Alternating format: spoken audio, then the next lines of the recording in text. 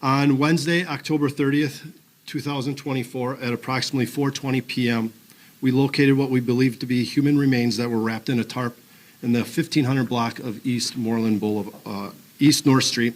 The medical examiner was able to identify the crime victim as 56-year-old Carlos J. Maldonado. Furthermore, the medical examiner was able to determine the manner of death as a gunshot wound and determined this to be a homicide. The investigative team from the Waukesha Police Department developed a person of interest in this case. The suspect was taken into custody without incident on Friday, December 6th. The suspect is identified as 62-year-old Kevin W. Lychwick. Prosecutors charged 62-year-old Kevin Lychwick with homicide and hiding a corpse. A passerby found Maldonado's body wrapped in a tarp and covered with branches 6 months later in the woods. It was right next to the apartment building. Welcome back, everyone. We will be picking up right where we left off in our last video with the lead detective, Ben Stern, on the stand. So we'll see where we're at. And is Detective Stern still the state's last witness? Yes. Okay. Mr. Lychwick, at this point, have you thought about whether or not you want to testify in this case? I've decided not to. Okay. You don't have to make that determination for sure just yet. I'm only asking to get an idea of what the timeline is going to be like for today. I think at this point, after the state is done, we're still going to break until tomorrow anyway. And I'll take up any motions you have at the close of the state's case, and then I will talk to you about your right to testify and your right not to testify. Do you have any other witnesses that you intend to call? Not at this time. And of course, I do intend to cross-examine the detective. Sure, I understand, and you will get that opportunity to. If we aren't able to finish that by 5 o'clock, then we'll continue his cross-examination in the morning. All right. Okay, then we will bring the jury in.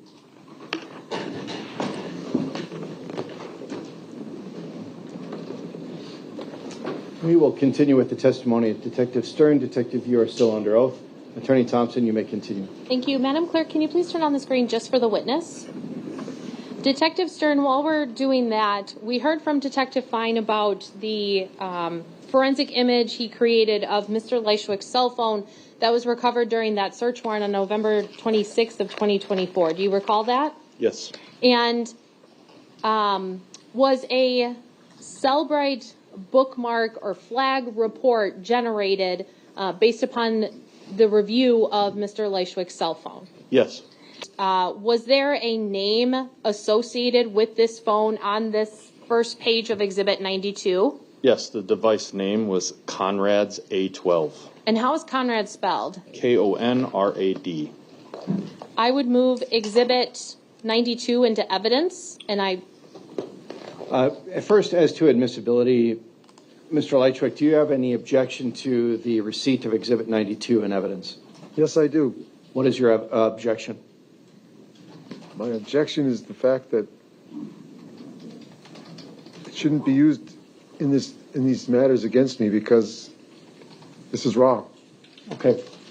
The court overrules the objection of the defense and will allow Exhibit 92 into evidence. But as we scroll down here, is there a section that is titled autofill? Yes.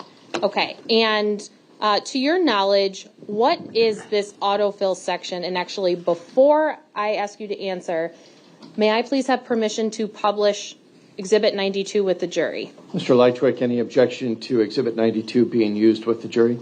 I object. Okay. Exhibit 92 will be allowed for publication.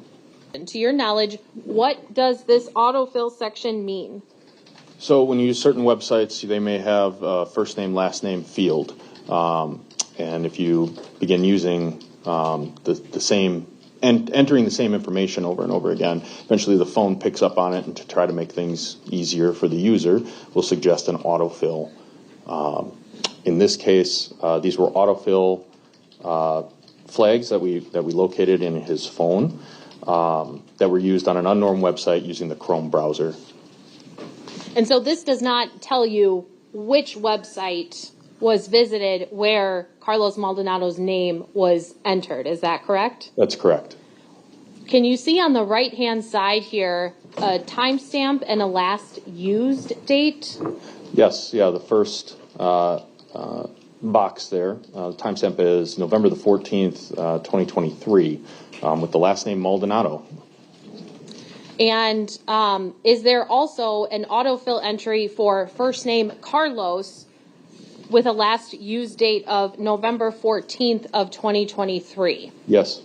When we look at Exhibit 146, which is the Operation Slop Shop note, did you see a date range or a reference to November of 2023 on there? Yes, there's a stamp in the top right corner here, November 26, 2023. So they're very near when the phone was logging this information being used on it. From this report, were you able to obtain a Gmail account for Mr. Lychwick, the defendant? Yes, Gmail account of Conrad with a K, Conrad Lychwick at gmail.com was used with this phone. It was logged in. Once you had that information, then, did you prepare a search warrant for that Gmail account or that Gmail that you just referenced? Yes. And did you subsequently receive the returns from that Gmail account? Yes.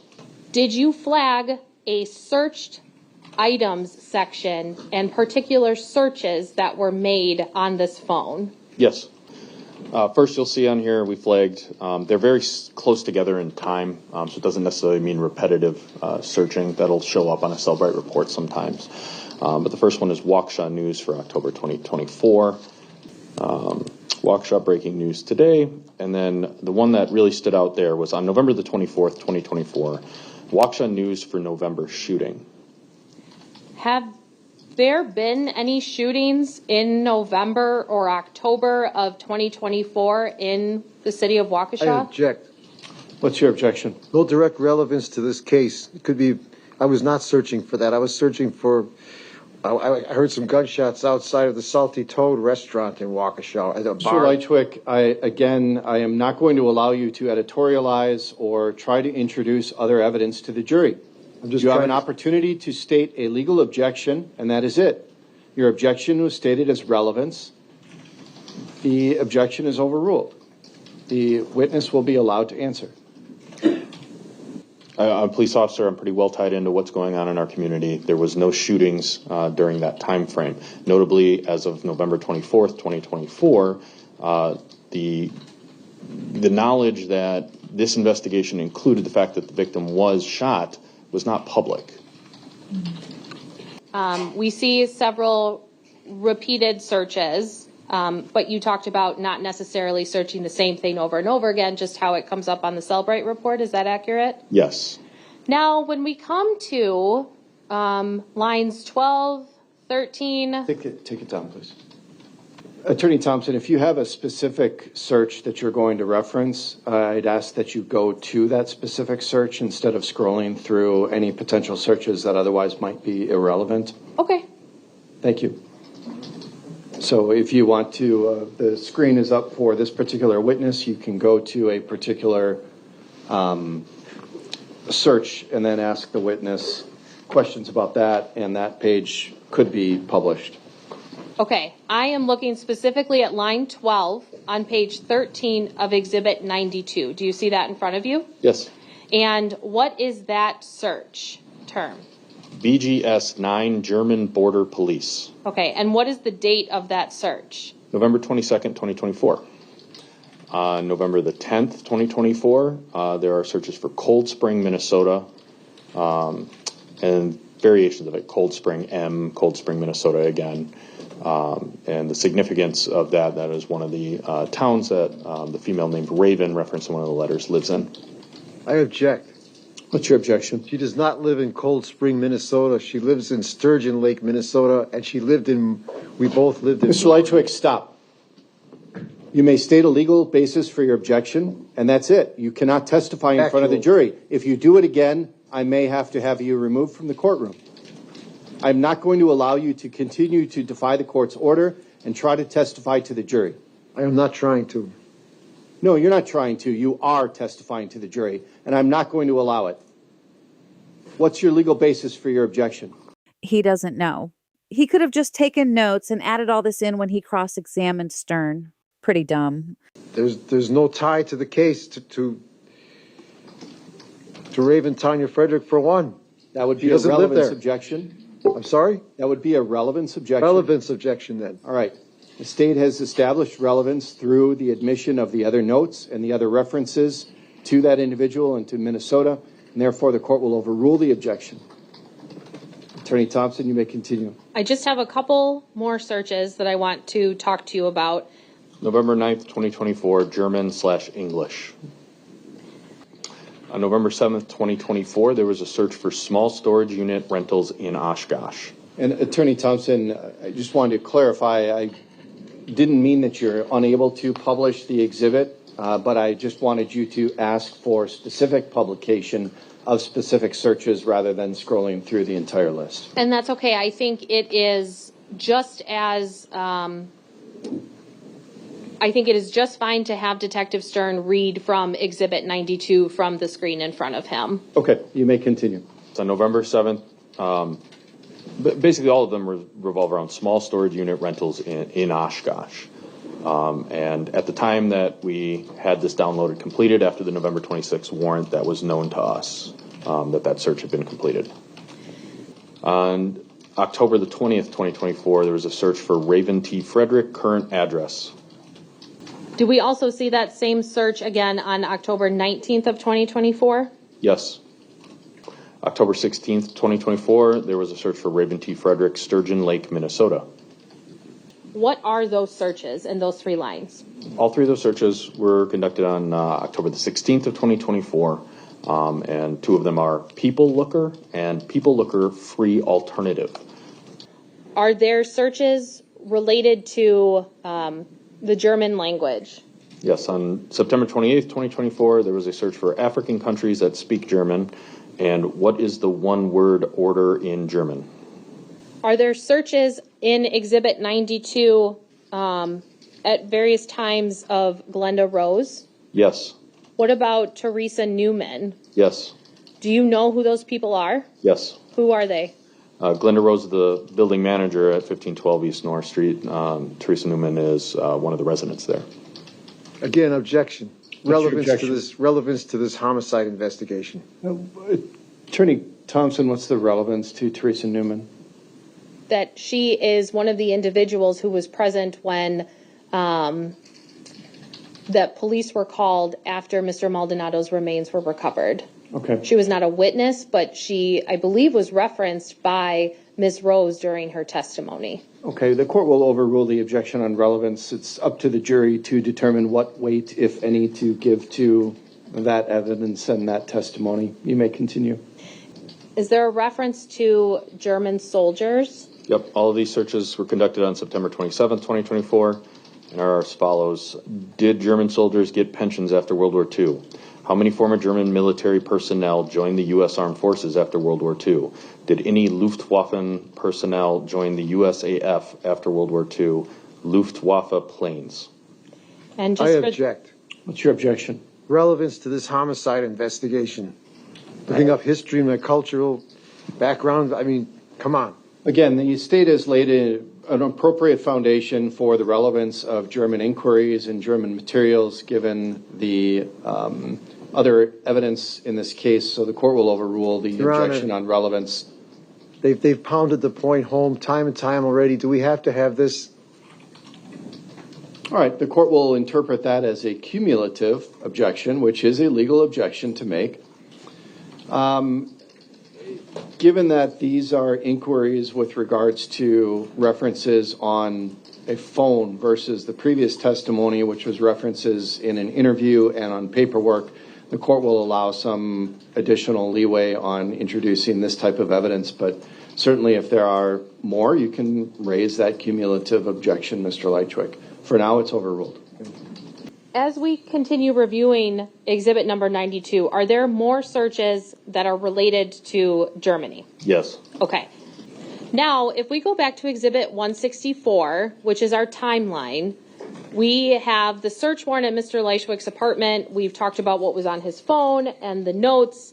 So now on November 26th of 2024, does your department write and apply for a GPS tracking device warrant?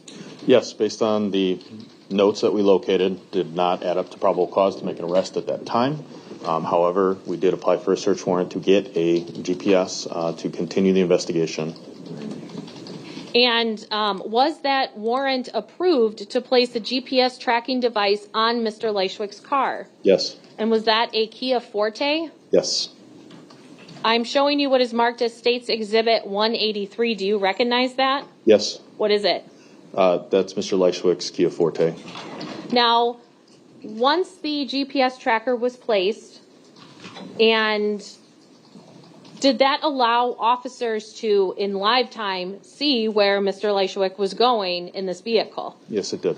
Did law enforcement also have surveillance on Mr. Lychwick outside of the GPS tracking device? Yes, we did. And when I say surveillance outside of the tracking device, what do I mean by that? We had officers physically undercover. Basically, they would follow him when he left his residence. At this point, had you, actually, no, strike that. Now, between November 26th of 2024 and December 1st, what patterns do you observe as it relates to Mr. Lychwick's movements?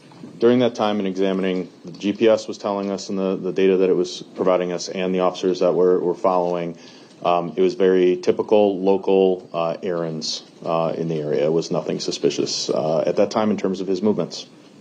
Did there come a time on December 1st of 2024 where Mr. Lychwick started traveling outside of those general patterns that you just talked about? Yes. And can you tell me about that, please? Yep. On December 1st, we noted that he started heading north on Highway 164. Again, at this time, I had known from the phone download that there was a November 7th search for storage units in Oshkosh. I know just from familiarity and living in Wisconsin almost my whole life that from Waukesha, you would be heading up north on 164 to head towards Oshkosh. So we followed him because he was now leaving the city, potentially in a direction that was related to what we had located on his phone. And was that you and Detective Skolton that followed him? That's correct. Now, we've heard testimony about how Mr. Lychwick was then followed to the U-Haul facility located in Kimberly, Wisconsin. Do you recall that? Yes. I would ask to play again exhibit number 98, which is one of the U-Haul clips, part of that PowerPoint. It showed the outside south row. I believe it was previously published as well, and I would ask to play a portion of that with Detective Stern again. It was, and you may. Thank you. Okay, now what are we going to see on this video here just to kind of refresh our recollection? I believe on this video you'll see the Kia Forte operated by Mr. Lychwick, and I believe this is the video where he is loading items into the trunk of his vehicle. I'm playing starting from the very beginning.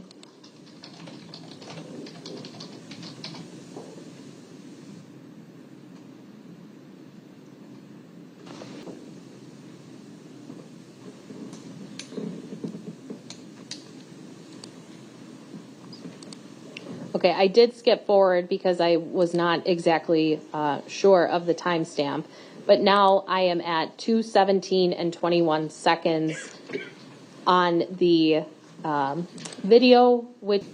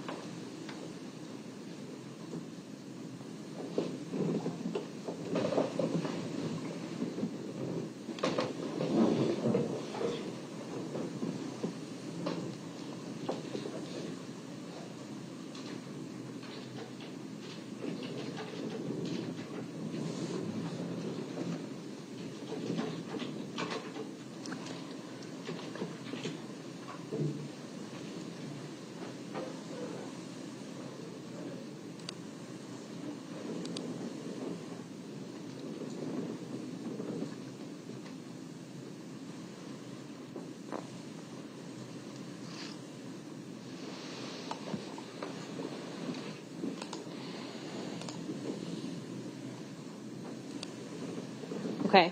I'm pausing the video just before it ends. Detective Stern, was this video kind of skipping a little bit? Yes, I learned there's context to that, and it has to do with the camera systems at U-Haul. That is not the equipment here. Okay. Now, when we obtained this U-Haul video, had we been made aware by Ms. Maloney, and did we hear her talk about how Mr. Lychwick had come and empty his storage unit? Yes. And as you and Detective Skolton were following Mr. Lychwick's car back into Waukesha County, had you learned that the storage unit was confirmed to be empty? Correct. And based upon your knowledge that there were items in that car that had been removed from that storage unit, and based on everything you knew up until this point in this investigation, did you have reason to believe that there might be items related to this investigation in the car? Yes, based on all the factors present, as we're following him, because he did not stop anywhere and nothing got thrown out of the vehicle, as we were observing him all the way back, the reasonable conclusion that we came to was that whatever was in that storage unit was now in that car.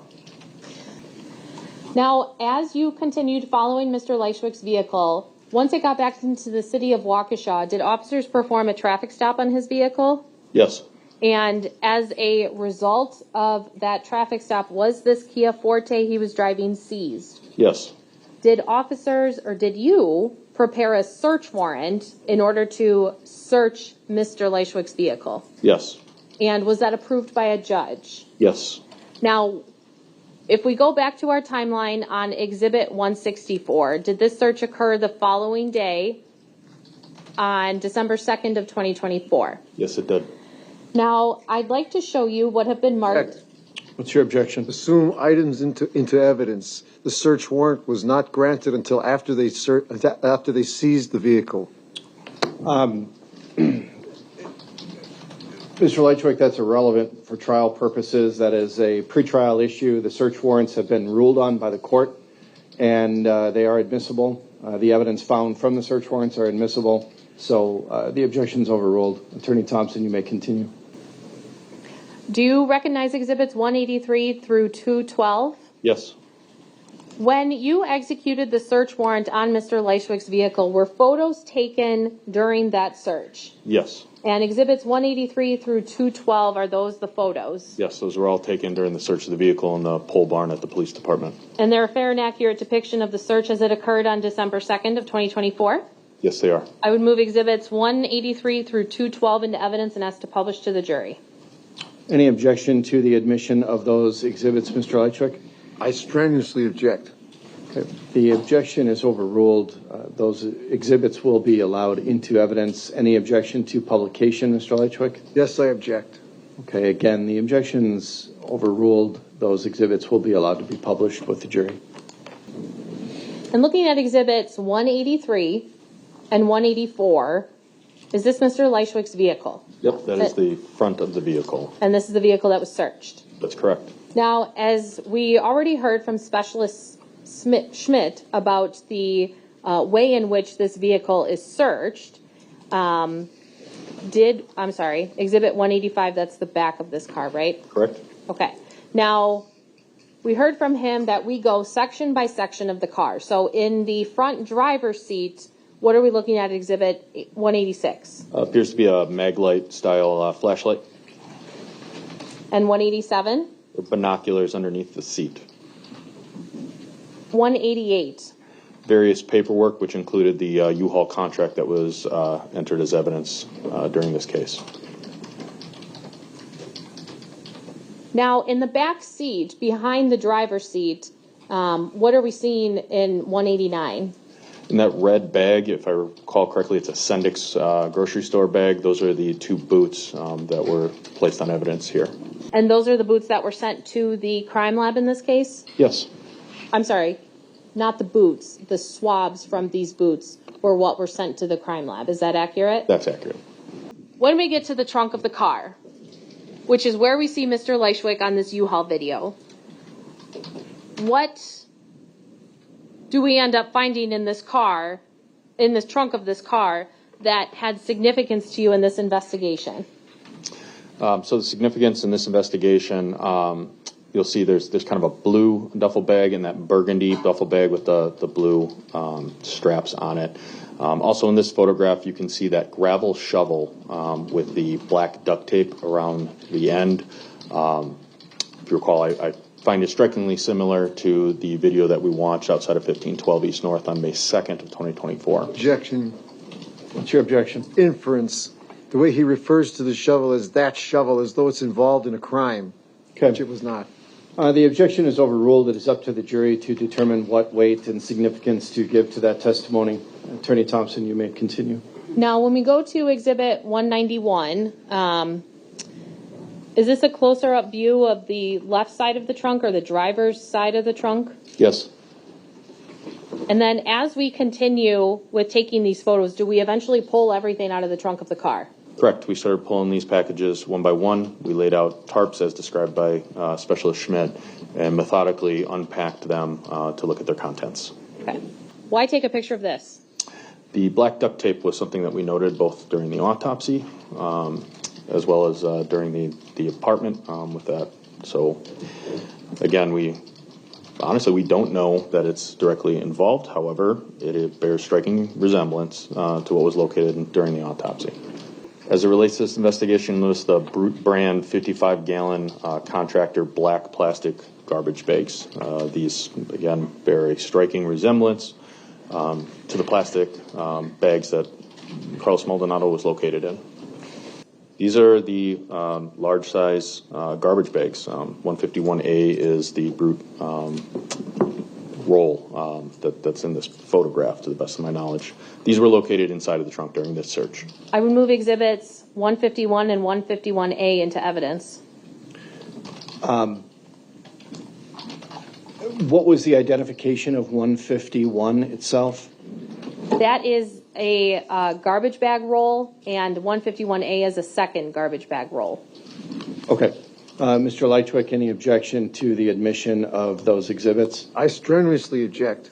He's inferring that these had something to do with a crime. He admits they don't know what they were exactly used for. Okay. Well, that's argument to make, Mr. Lychwick, and inferences you wish to draw. Ultimately, it's the jury's determination. So Exhibit 151 and 151A will be received. And these were all the items located in this burgundy bag in the trunk. Am I understanding that correctly? I don't believe this photograph shows the scope of it, but these items were in the burgundy bag. I believe a further out photo might show more items that were also in the burgundy bag. Okay.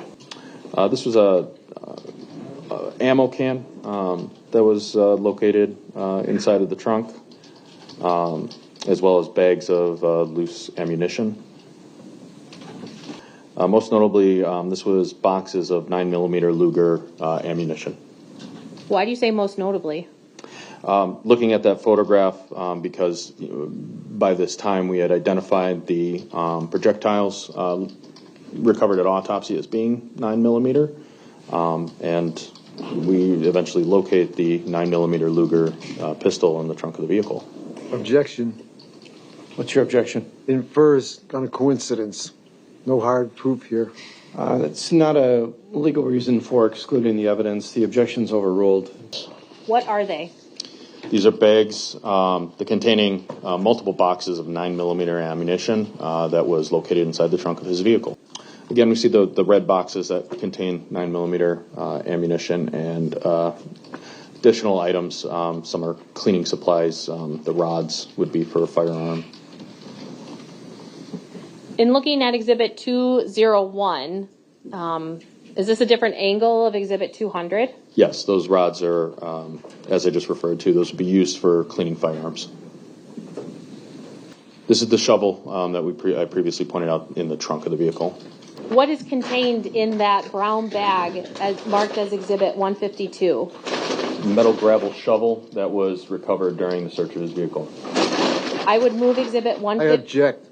Hang on. She hasn't done anything yet. Attorney Thompson? I would move Exhibit 152 into evidence, ask that Detective Stern open it and publish to the jury. First, as to admission of 152, Mr. Lychwick? I object. The poor decedent was not killed with a shovel.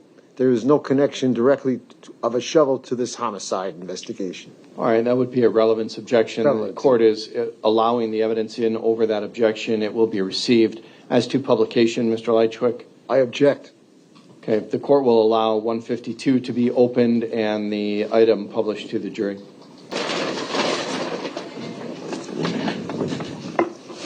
Detective Stern, on the top of the handle of the shovel marked as Exhibit 152, is it wrapped in anything?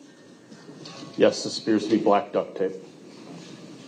Okay, thank you. You can place it back down then. Objection. What's your objection? So what? Relevancy. Okay, objection's overruled. The jury can determine what, if any, significance to give to the exhibit. You may continue, Attorney Thompson. In looking at Exhibit 203, is this the bag that was right next to the shovel in the previous exhibit? Yes. Were there any items of evidentiary value in this bag? In that blue bag, in this photo, I'm seeing the cords in there. Okay, that blue bag is located in the trunk. I don't recall anything of evidential value in that bag. Okay. Are these additional bags located in the trunk of the vehicle? Yes. Was there a firearm located in one of these bags? Yes, the firearm is wrapped inside those grocery bag, that plastic grocery bag right there. This photo was taken before we opened that up and revealed that firearm. That is a picture of the firearm that was located inside of that blue bag. What about the bullet that is next to it, kind of towards the top of Exhibit 206? Where was that found in relation to the firearm? To the best of my recollection, that was a loose bullet that was in the bag with there. And Exhibit 207, what is that? That is the stamp on the back of the bullets. You see the primer, the bullet. You can see stamped there 9mm Luger, which is the caliber. And Exhibit 208? There's a picture of the firearm, that loose bullet, and then the magazine that also had bullets in it. And 209? It's a close-up of the grip of the firearm that was located. 210? It's a top photo of the firearm that was located. 211? Another photograph with a ruler for scale for the size of the firearm. 212? Another close-up attempting to identify the serial number on the firearm. Okay. Now, we have searched this vehicle. We have located these particular items that you talked about. Once you are finished searching Mr. Lychwick's vehicle, and do you make the decision you no longer need to continue retaining the vehicle? Yes, after the search was completed, we also examined the vehicle for any other evidence that the vehicle may have been used in this crime. We did not find any, so there was no more need for us to retain possession of the vehicle after these items had been seized, as we were examining whether or not they were evidential in this case.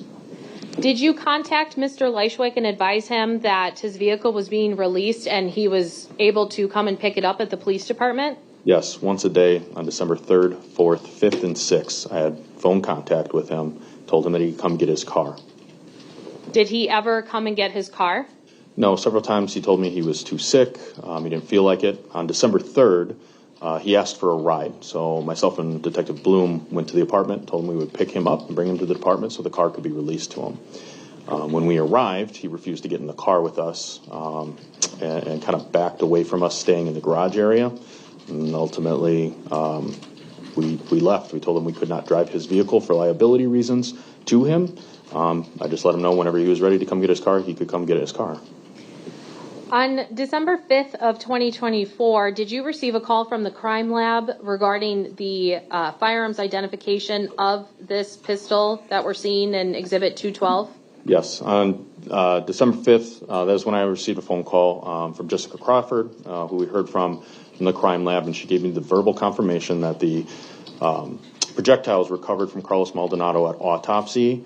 Her determination was that those projectiles came from the barrel of this firearm located in his trunk. Once you received this information, did you prepare a arrest warrant for Kevin Lychwick? Yes. With that knowledge, we now determine that there was probable cause to arrest him for this crime. Now, is Mr. Lychwick arrested then on December 6th of 2024? Yes. Prior to his arrest, had law enforcement been able to determine whether Mr. Lychwick had obtained a different vehicle than this Kia Forte? Yes, surveillance continued on him, and as I said, he did not come and pick up his vehicle, even though I called him once a day to let him know that he could do so. And I believe it was on December 5th, it was determined that he got into the vehicle that was believed to be an Uber, and we found that he had rented a car from a local, I don't recall exactly which one, but it was a local car rental service. So he returned with a new car, and he had also gone to a cell phone company and obtained a new phone. During the arrest of Mr. Lychwick, was that cell phone seized? On the 6th. On December 6th of 2024, when Mr. Lychwick was arrested by your department, this new phone that you just referenced, was that also seized? Yes, it was. And was that examined by Detective Fine in the same manner that we've previously heard him talk about? Yes, it was. And did you review the new phone that was recovered from Mr. Lychwick? Yes, I did. Did you find anything on there that was significant to you in this investigation? There was nothing new in the time since the first phone seizure to then, and most of the other data just replicated the other phone due to like a cloud backup of his accounts. So much of the same data was located during that second search on the new phone because of the backup. And then no, there was no additional from the dates to the time it was seized again. Between the two phones, did you notice a difference in the existence of a passcode? Yes, the first phone, as Detective Fine said, did not have a passcode. The second phone did have a passcode. After the arrest... Objection. What's your objection? Inference. It makes it sound as though I did something wrong. That is not the reason why I used a passcode on the phone. I was not trained to be obfuscative. It makes me look like I'm being obfuscative. Mr. Lychwick, you can state a legal objection. You cannot try to testify in front of the jury. I'm going to again instruct the jury to disregard the defendant's statements. The objection is overruled. The jury can draw inferences from the evidence. We are at 4:58, Attorney Thompson. Do you have more than 2 minutes of testimony? Yes. Okay. Then we are going to take a break, and we'll break for the day.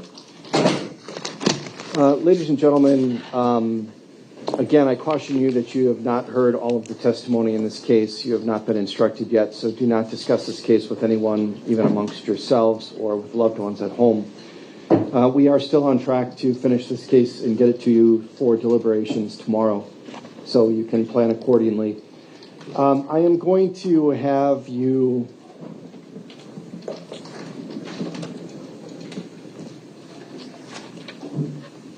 I'm going to have you report at 9 o'clock tomorrow morning. There are a few legal issues that the court can take up with the parties at 8:30, and that would give us a half an hour to discuss some of those issues. And hopefully we can get those issues hammered out by the time that you arrive at 9 so that we can be efficient with your time. So plan on arriving at 9 a.m. tomorrow morning, and we will hopefully conclude the testimony and proceed in the case. We are adjourned.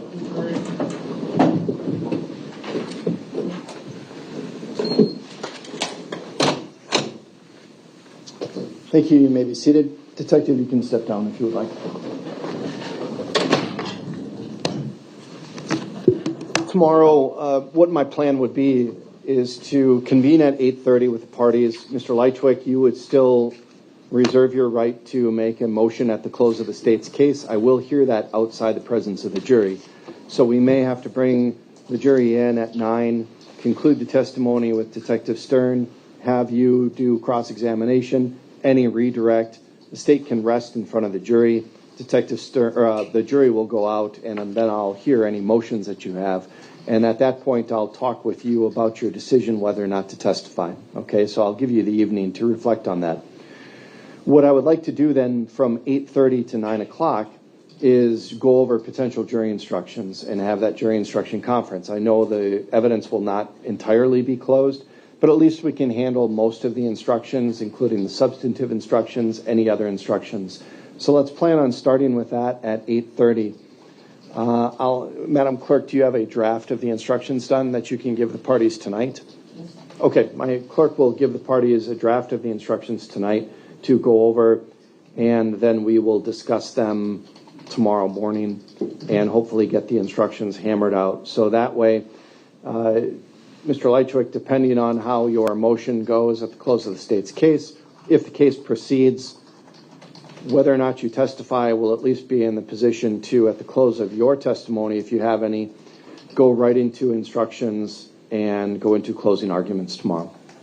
Does that sound acceptable to the state? Yes. Mr. Lychwick? Yes.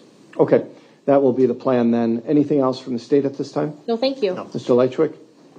Your Honor, if you could order a wheelchair sent to my cell tomorrow, I guarantee you I will be here on time, whether I'm under the weather again as I am or not. I appreciate that, Mr. Lychwick. I don't control that. That would be a security issue. If that's okay with the jail staff and if that's okay with my bailiffs, I'm fine with that, but I don't have any say over that. So I'll leave that up to the bailiffs and jail staff. I'll try to make the request then. Okay, thank you. Anything else? No, nothing else. Then we are adjourned for the day. We will conclude the testimony of Detective Stern. We will take a break outside the presence of the jury. I'll hear any motions from the defense. I'll talk to you, Mr. Lychwick, about your decision whether or not you want to testify. If you do not testify, you have no other evidence that you're presenting. Is that correct? I would like to enter into evidence my defense exhibits 1 and 2, the Axon body footage chain of evidence log is for Officer DeBaca and Officer Tyndall for the car stop on the night of 1 December 2024.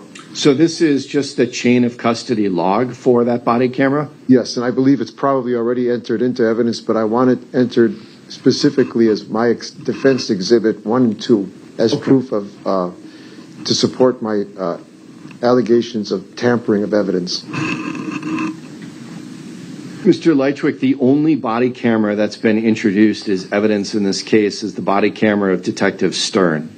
And it was only the 2 clips from the interview with you outside your apartment during the execution of the search warrant. There have been no other body cameras introduced into evidence in this case, and the jury has not seen any other body cameras in this case. So the chain of custody doesn't relate to Detective Stern's body camera, correct? It does not. Okay. So you are not intending to play the body cameras of those officers, are you? I could, but I am not able at this time to demonstrate the tampering that was done to it.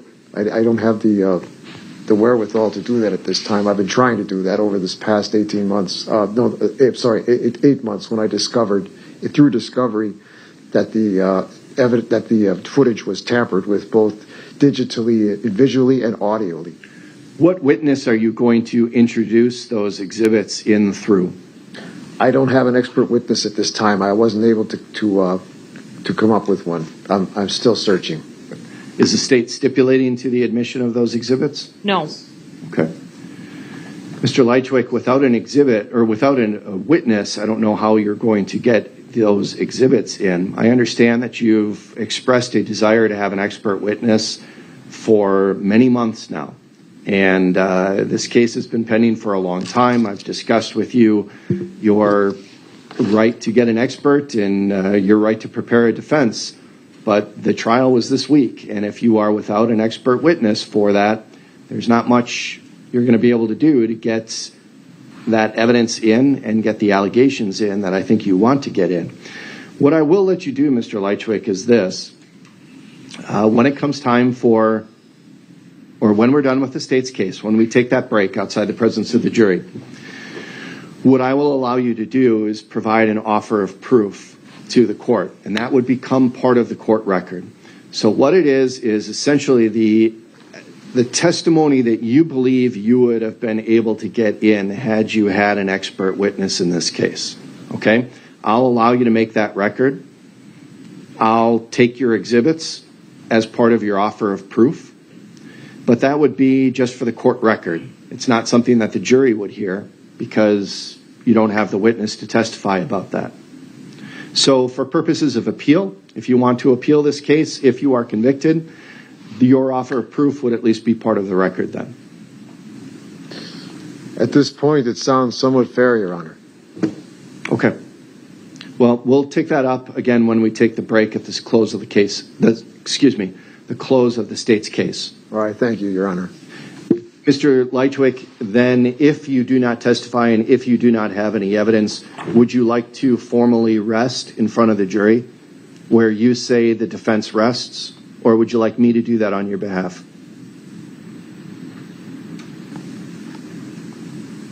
I'll take care of it, Your Honor. Okay. That's the aerial photograph with the markings of Miss Nelson. The system indicated that 1B was captured with Ms. Nelson's markings, and my clerk got the notification that it was captured, but it, for whatever reason, did not save. So unfortunately, we do not have 1B saved in evidence. Now, is 1B the aerial photograph of the top of the hill or at the point where the decedent's body was discovered?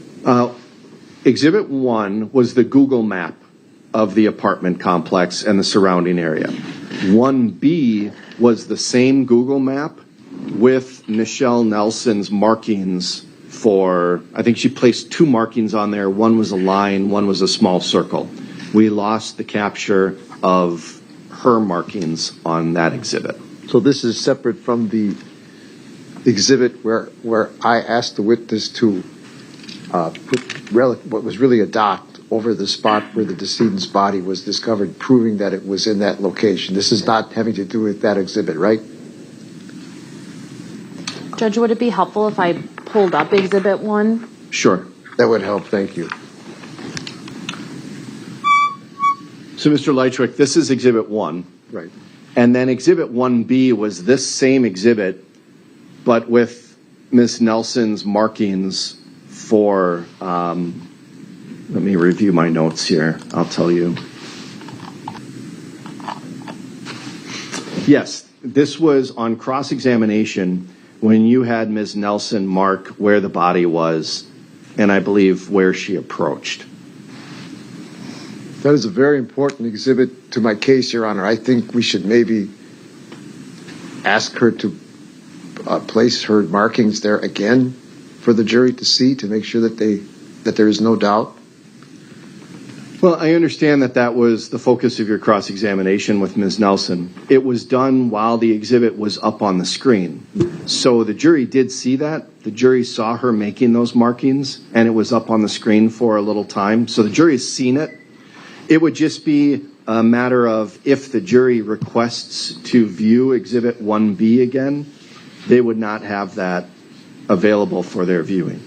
Your Honor, I think it's very important that somehow that marking, at least where the decedent's body was discovered, be placed on there again for them in the green highlight marker. Attorney Thompson? I think it's pretty clear from all of the other scene exhibits where Mr. Maldonado's body was located. So I agree with the court.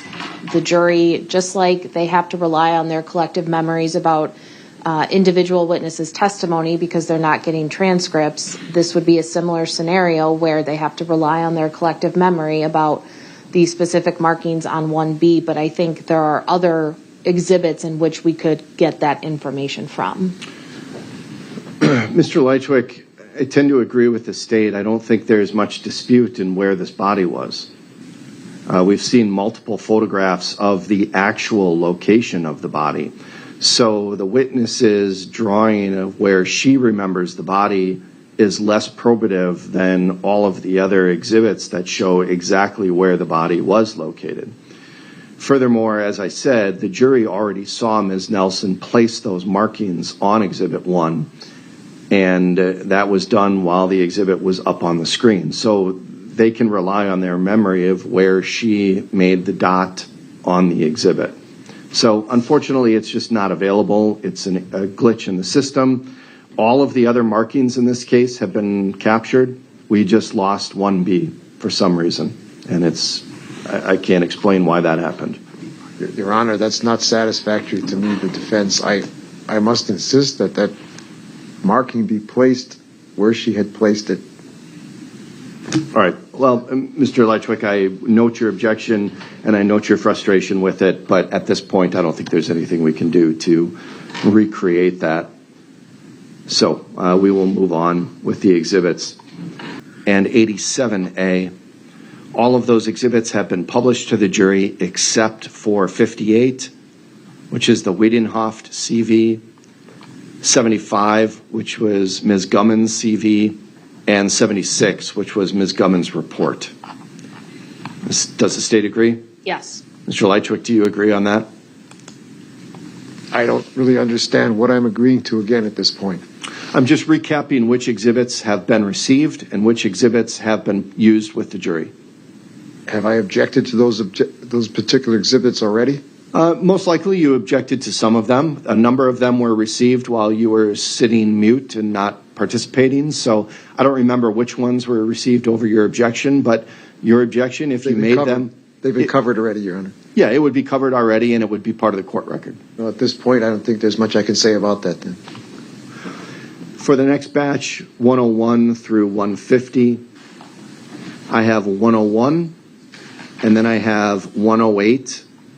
All of those exhibits have been used with the jury except for 108, 109, 110, 111, 113, 115, 117, 140, 142, 143, and 149. Does the state agree? Yes. Mr. Lychwick, do you have anything different on that? I don't really know what these exhibits are. I probably have them in my files here somewhere, but it would take too long to go through them and look at them, and I don't have access to a computer, so I can't just bring them up. I don't know what I'd be agreeing to or disagreeing to. Okay. Well, if the time comes, the bottom line, Mr. Lychwick, is that it's your responsibility to keep track of the exhibits too. The official court record of what exhibits will be received will be maintained by my clerk. I'm just trying to do a courtesy to the parties to verify that my clerk has the correct information. So that's all. The official record will still be maintained by the clerk. All right, the next batch, 151. Very well. Anything else we need to take up before we bring the jury back? Yes, I have a question for the court. Exhibit 213, which is one I intend to use with Detective Stern, that is a recorded video call of the defendant in the Waukesha County Jail with another individual.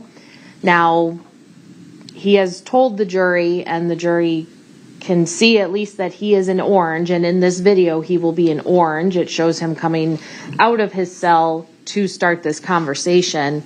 So how I intended to try to mitigate is to ask Detective Stern, did you watch a recorded video call between Mr. Lychwick and another individual on June 10th of 2025 and not reference jail?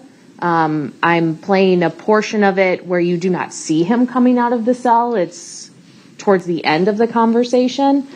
I don't know if the court has any other way in which you want me to continue or additionally try to mitigate, but it's a video call, and that was the best that I could come up with to not draw attention to that fact and instead focus on the words of Mr. Lychwick. Has that video been provided to the defense? Yes. Is it possible to play the video without, or play the file without the video and have it just audio? That would be fine. When I publish to the jury and when I play it, we can just take it off of the screen so that maybe we can see it here at counsel table. But that... The audio would still be going? That would be the easiest way to do that, and then it can be characterized as a call, or you can characterize it as a video call, Okay. however you want to, just not reference jail, and then the audio will be played to the jury. Okay, I can do that. Thank you. Mr. Lychwick, does that proposal sound appropriate? It does, but I would like to object. I haven't had a chance to object to the introduction of that piece of material into the prosecution's evidence against me, as that video call was a conversation between myself and, at the time, my power of attorney, Alan D. Fisher. He was my power of attorney. It was a private call, Your Honor. Detective Stern had no right to interfere with that, to snoop into that call. Attorney Thompson, who is the call with? It is with Mr. Fisher, but I'm not aware of any kind of power of attorney. I have paperwork to that effect, Your Honor. I have a draft copy. I don't have access to a Xerox machine here, so I have copies of the draft copy of his contract being my power of attorney, and Mr. Fisher has returned that upon expiration of it. He has returned it, and it is sitting in my mail being held for me at the Waukesha Post Office at 600 Broadway. What do you have in your possession, a draft contract? The draft of the actual contract with Mr. Fisher being my power of attorney. When did you enter into that contractual relationship with him? I believe it was the later part of the mid portion of the year 2025, probably around March of 2025.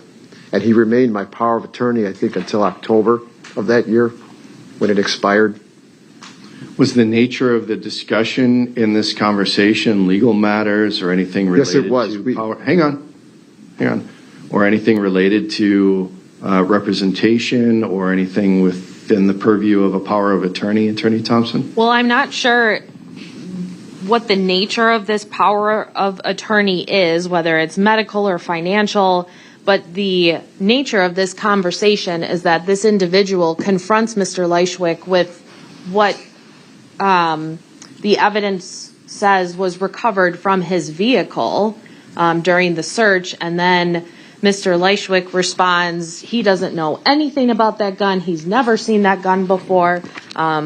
It's inaccurate that it was a Luger that was used to murder Mr. Maldonado, and he also is asked about the items he removed from his storage unit to place in his trunk that where we eventually found the firearm, and Mr. Lychwick acknowledges that those are his war bags and that he lists items that we actually did recover in those bags. So it shows his knowledge of the bags, and what I would argue in closing is that conveniently that's the one item in the bags that he claims to have no knowledge about, but everything else in those bags he knows about.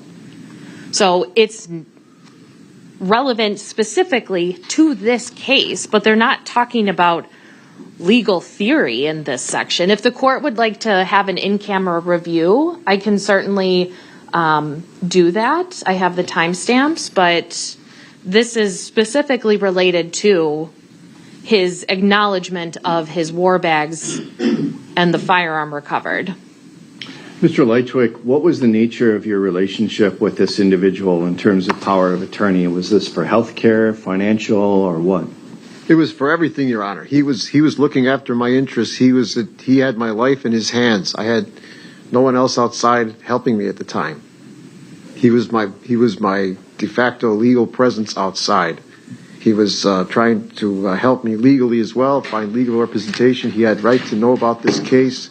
He was curious as to, he had looked up, with my permission, the criminal complaint and studied it over, and he was wondering what was in these bags that they were writing up, having taken out of the trunk of my car. And I unashamedly apprised my power of attorney what was in there. And it was, again, I stressed this was a private call between me and my power of attorney.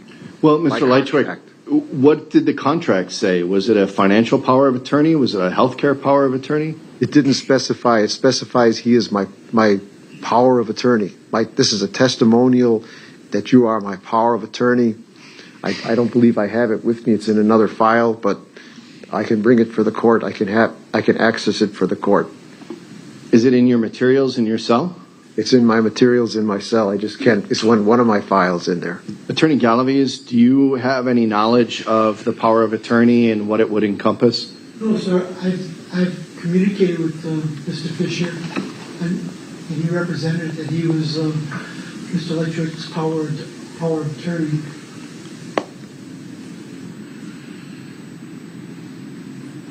How long is the video? The clip itself,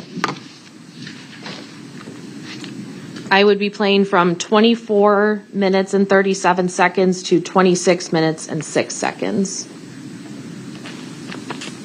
So it's a 2-minute or so video clip? Yes. And this is for the purpose of tying the defendant to the items that were recovered in his trunk in his car that he was driving at the time the items were recovered, after police watched him remove those items from the storage unit that lists to the defendant and the defendant contracted to rent. Yes.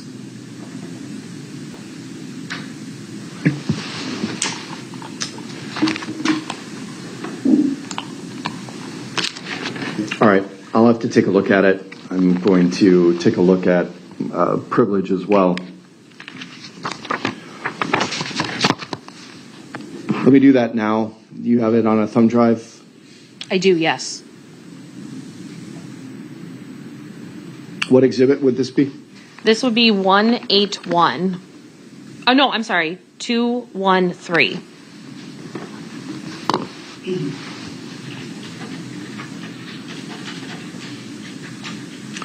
While the court is reviewing that, Mr. Lychwick, would you be able to find the contract that you have in your materials? If I could have access to my other files, I'm sure I could locate it, Your Honor. They're in your cell? You know what? I just might have it with me because this file contains my attorney. All right, why don't you take a look at your materials? Attorney-related business. It might, but then I might have filed it with. Let me check here, Your Honor, please. And the state, let me check. I might have it. I just might have it here. This is my attorney sub-file. But I may have. Attorney Thompson, do you have the thumb drive?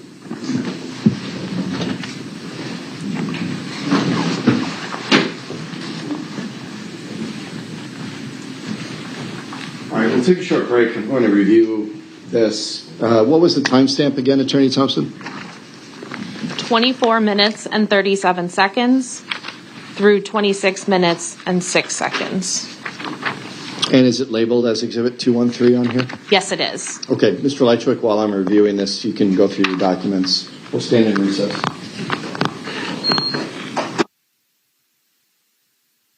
And I will, over the defendant's objection, allow the state to play 213 from 24 minutes, 37 seconds to 26 minutes and 6 seconds.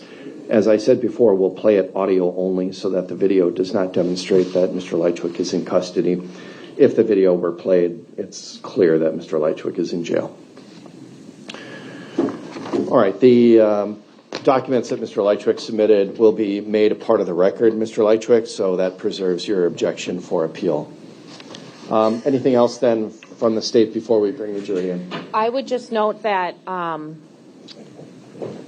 when you, assuming that I have Mr. Fisher's name spelled correctly as ALLENFISHER, he is not a licensed attorney, at least not in the state of Wisconsin. Okay, thank you. Attorney Thompson, you may proceed. Thank you. Detective Stern, there are a couple areas that I'd like to circle back on with you before I finish where we left off yesterday. In front of you on the witness stand, do you see exhibits 153 and 154? Yes. And can you remind us what those exhibits are? These are boxes of 9mm ammunition that was located in the trunk of Mr. Lychwick's vehicle. Was that as a result of the search warrant that was executed on December 2nd of 2024? Correct. I would move exhibits 153 and 154 into evidence. Mr. Lychwick, any objection to the admission of 153 and 154? I object. Okay. Over the objection, the evidence will be received. Now, Detective Stern, we also talked yesterday about the grid search that was performed the day after Moxie went through the property at 1512 East North. Do you recall that topic of your testimony? Yes. And you were referencing divots that you observed at the top of the hill in the area of one of Moxie's trained final responses. Do you recall that as well? Yes. Do you remember approximately what time on November 20th you and your other officers went back to this property to actually conduct this grid search? I don't recall the exact time. I would estimate it around 10 to 11 a.m. Was it light out or dark out? It was light out. Okay. Now, was Specialist Schmidt taking photographs during this grid search? Yes. Madam Clerk, can you turn on the screen, please, for the witness only?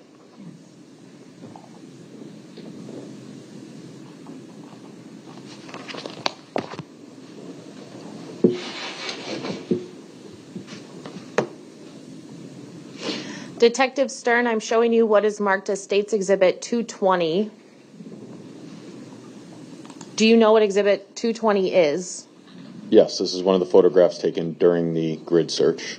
And what specifically does Exhibit 220 document from this grid search? These are the two divots that I described yesterday. And, well, actually, first, I would move Exhibit 220 into evidence and ask to publish to the jury. Any objection to the receipt of Exhibit 220?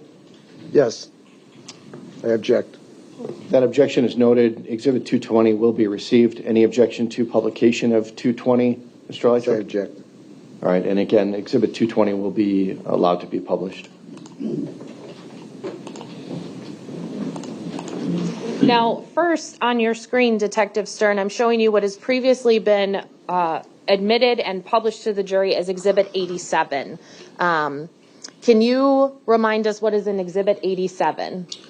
This is what we've been referring to as the top of the hill, the far back portion of the property at 1512 East North Street. And that further back where you see the more of the green coming up, that was the area that we discussed the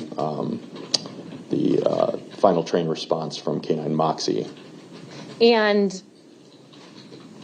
if we look at Exhibit 220, can you circle for me where you see these divots that you're talking about? Can we please screen capture this and mark it as 220A, and I would ask that it be received? Yes, it will be received as 220A with the markings. Please wait a moment while we confirm the capture. If we go back to Exhibit 87 here, Detective Stern, I'm going to ask you to mark two different areas of Exhibit 87, if you can remember. Can you please circle where Moxie had her final trained response in this area? And then can you also circle or put an X where these divots are that we just saw in Exhibit 220?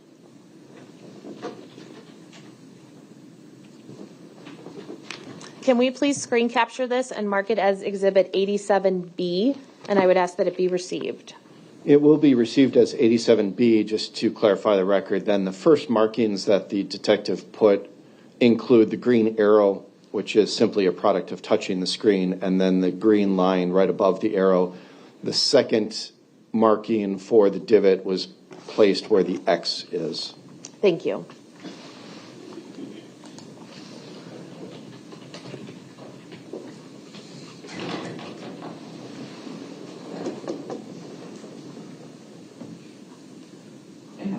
Thank you.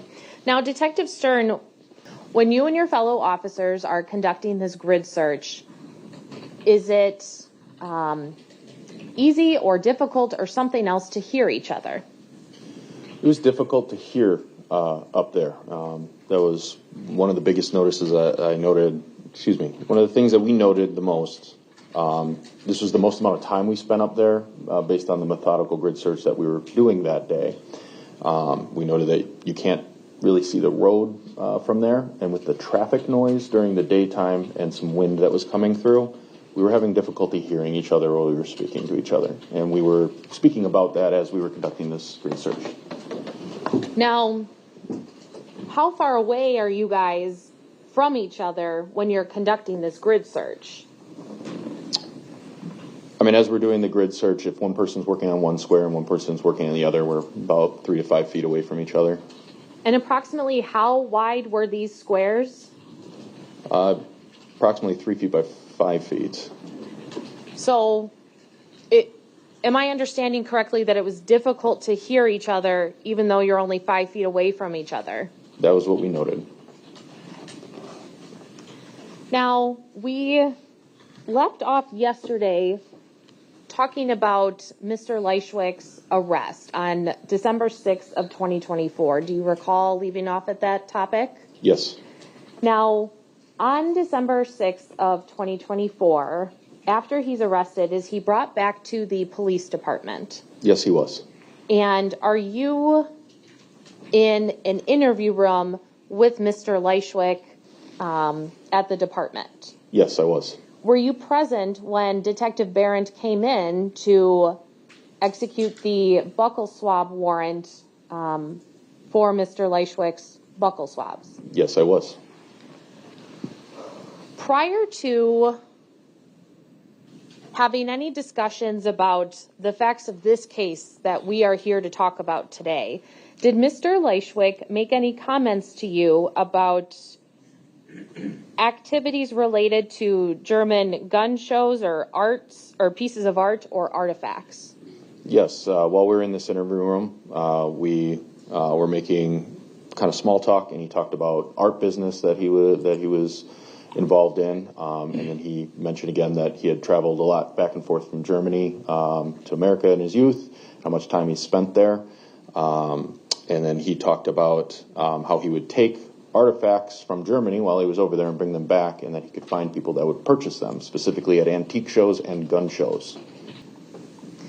Detective Stern, when I say an interview room at the City of Waukesha Police Department, are those rooms equipped with audio and visual recording devices? Yes, they are. Okay. If you look on the screen in front of you, what is marked as States Exhibit 181, do you recognize the room that you're in? Yes, this is one of our interview rooms at the Waukesha Police Department. And do you recognize the individuals in this video? Yes, I am wearing a green jacket. Mr. Lychwick is wearing a gray long-sleeve shirt. Okay. And this particular clip, which is 58 seconds long, does that detail the conversation or record the conversation topic that you just testified about? I believe it will. I would ask that Exhibit 181 be received, and I would ask to publish to the jury. Any objection to the receipt of Exhibit 181, Mr. Lychwick? I object. Okay, over the objection, it is received. Any objection to the publication? I object. Over the objection, it may be played with the jury. All right, I'm playing from the 0-second mark. I was already selling antiquities and art since I was like 15, going back and forth from Europe. I started with the military antiques. My dad's buddies at work wanted this, and everything had to have a swastika. I still can't get over that. Really? Everything had to have a swastika with these people. I mean, the American collectors, everything, they want this Nazi garbage left over. And there was plenty of it left over in Europe. Right. Yeah. I was getting it for nothing over there, and I was bringing it back here, and I was making tons of money. And I was laughing at these people, moth-eaten uniforms and flags, and these guys were almost fighting each other at the gun. I was selling them at gun shows. Yeah. And you had all these different types of people there at the gun shows. There's some crazy, yeah, some crazy people at the gun shows. I'm telling you, I remember a lot of the gun shows I went to in Milwaukee, and the Milwaukee County tactical squad guys would be walking through checking for illegal stuff. Now, on June, actually, I'm sorry, strike that. Now, the one thing I was going to ask you about the buccal swab is, during your research into Mr. Lychwick, were you able to determine if he had an identical twin? He does not have an identical twin. Did you talk earlier about how he had a younger brother? Yes, he does have a younger brother. Okay.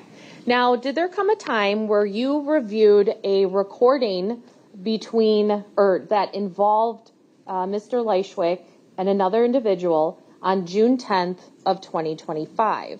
Yes.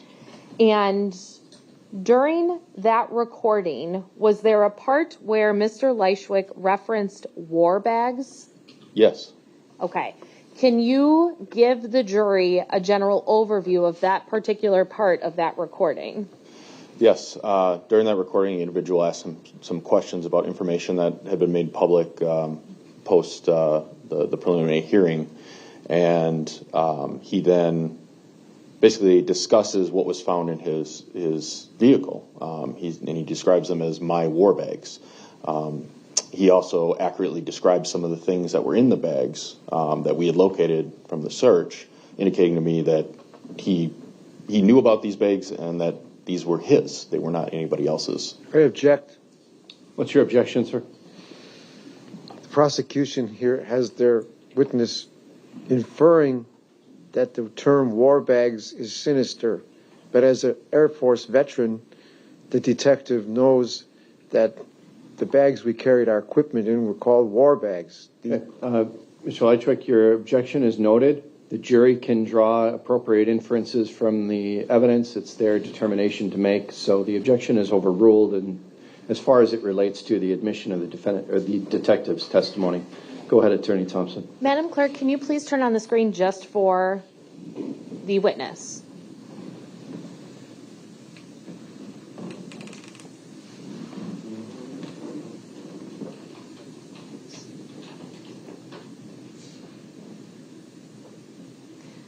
Detective Stern, up on the screen in front of you momentarily will be State's Exhibit 213.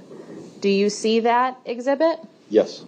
And is this the recording that you listened to from June 10th of 2025 involving Mr. Lychwick? Yes.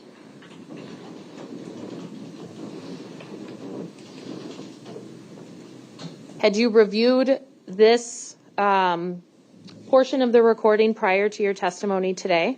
Yes. And is it a fair and accurate depiction of the recording when you listened to it for the first time and notated that in your report? Yes. I would move Exhibit 213 into evidence and ask to publish the audio to the jury. Any objection to the admission of 213, Mr. I Lychwick? object. Okay, your objection, as previously discussed, is noted for the record. The court will allow Exhibit 213 to be entered into evidence. Any objection to the publication of the audio only, Mr. Lychwick? Yes. All right, your objection's noted, and the court will allow audio publication of Exhibit 213. Okay.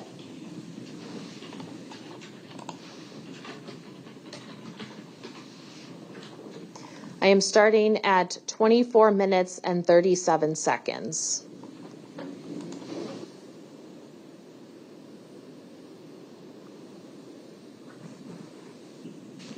Pausing at 26 minutes and 6 seconds. Detective Stern, is that the conversation that you heard when you first listened to this recording? Yes.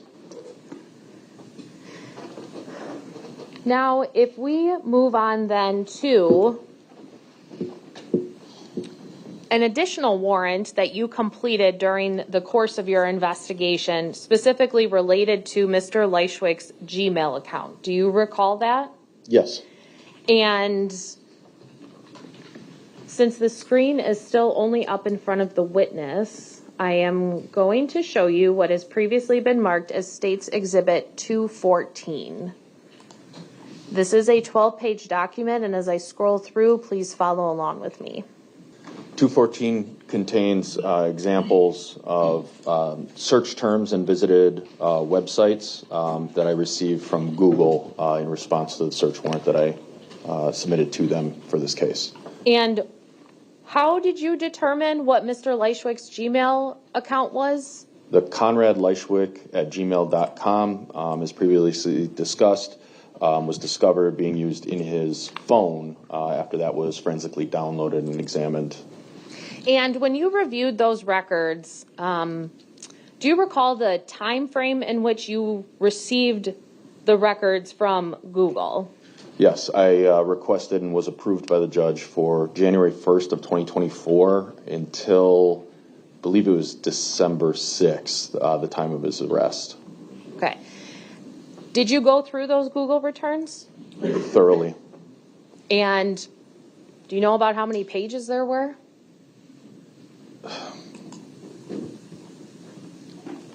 The Google returns are a very large document.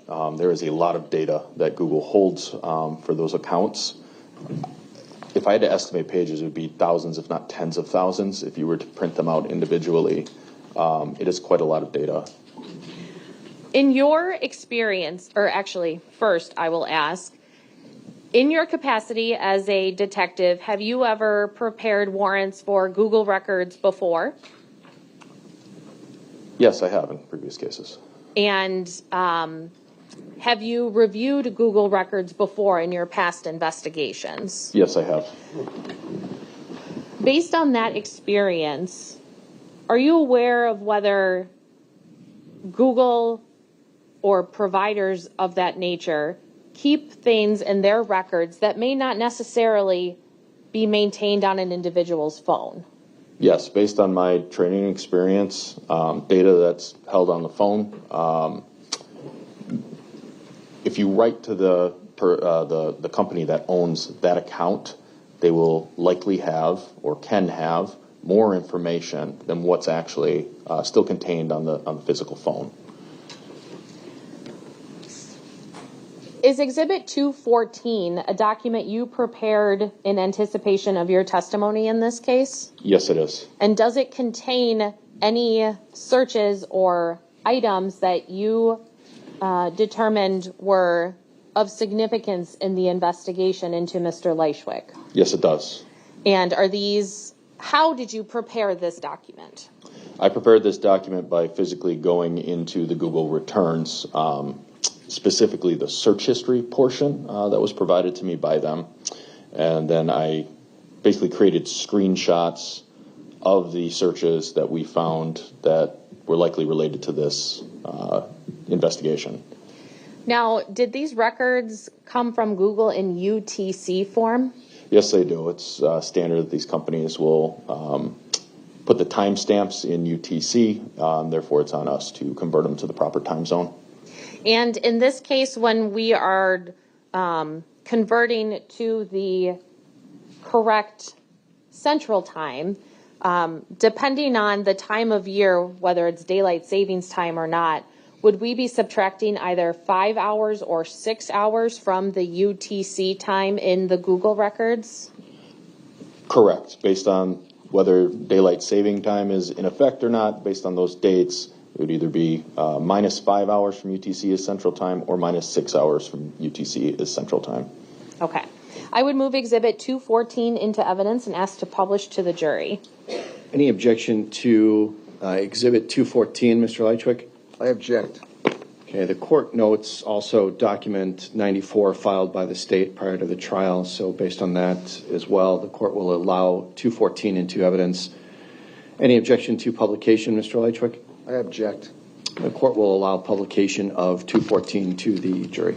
Now, Detective Stern, when we start on page 1 of Exhibit 214, what are the first couple pages of this exhibit referencing? These are various visited sites or search terms regarding storage spaces from November 1st, 2024.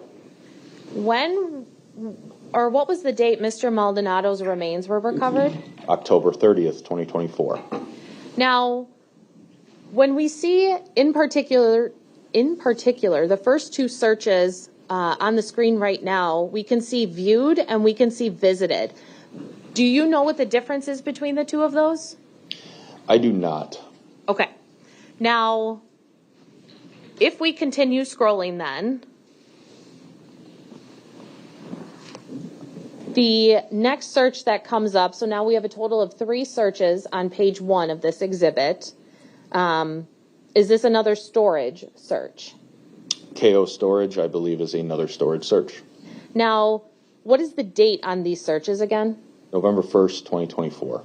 And so if we were to convert the UTC time to Central Time, would these times be approximately 8:28 a.m., 8:22 a.m., and 8:46 a.m.? Yes. Now, did you see more searches related to storage units on November 1st of 2024 then? Yes. If we continue to the bottom of page 1 of Exhibit 214, and we continue onto page 2, are there still more searches for various storage units? Yes. Okay, now continuing on to page 3, are we still seeing searches for storage units on November 1st of 2024? Yes. Now, all of these searches between the first 3 pages of Exhibit 214, if the first one would have been at approximately 8:22 a.m. on November 1st, if we convert it to Central Time, from your review of the records, how long throughout the day was Mr. Lychwick searching for storage units? I recall the math that I did between the first and the last one on that day was approximately 9 hours of time. When you were reviewing these Google records going back to January of 2024 until November 1st of 2024, did you ever see any searches related to storage units on Mr. Lychwick's Gmail returns? No, from January 1st of 2024 until November 1st, there were no other searches regarding storage units. Now, in Exhibit 213, we heard something about a 38 referenced by Mr. Lychwick. Do you recall that? Yes. Did you see 2 searches in those Google returns from February 1st of 2024 related to that? Yes. Okay, can you describe for me what these searches are? Yep, one is a visited site for 38 special firearms for sale at Bud's Gun Shop. And then another was a searched for 38 cal revolvers available today. In the search of Mr. Lychwick's vehicle, did you ever recover a 38 caliber revolver or firearm? During the search of that vehicle, no 38 caliber. Objection. What's your objection, Mr. Lychwick? Item of truth. He's lying. Mr. Lychwick, that is not a proper objection. I'm instructing the jury to disregard the statement by the defendant. The answer will stand. Detective Stern, you may continue your answer. Not only during the search of the vehicle, we did not recover or locate any 38 caliber as described in that audio clip that we heard. We searched his apartment twice, and no 38 special as described was ever, of any kind, was ever located in his apartment or his vehicle. As you continued going through the Google returns, on February 1st of 2024, did you note searches related to jumpsuits or overalls for sale? Yes.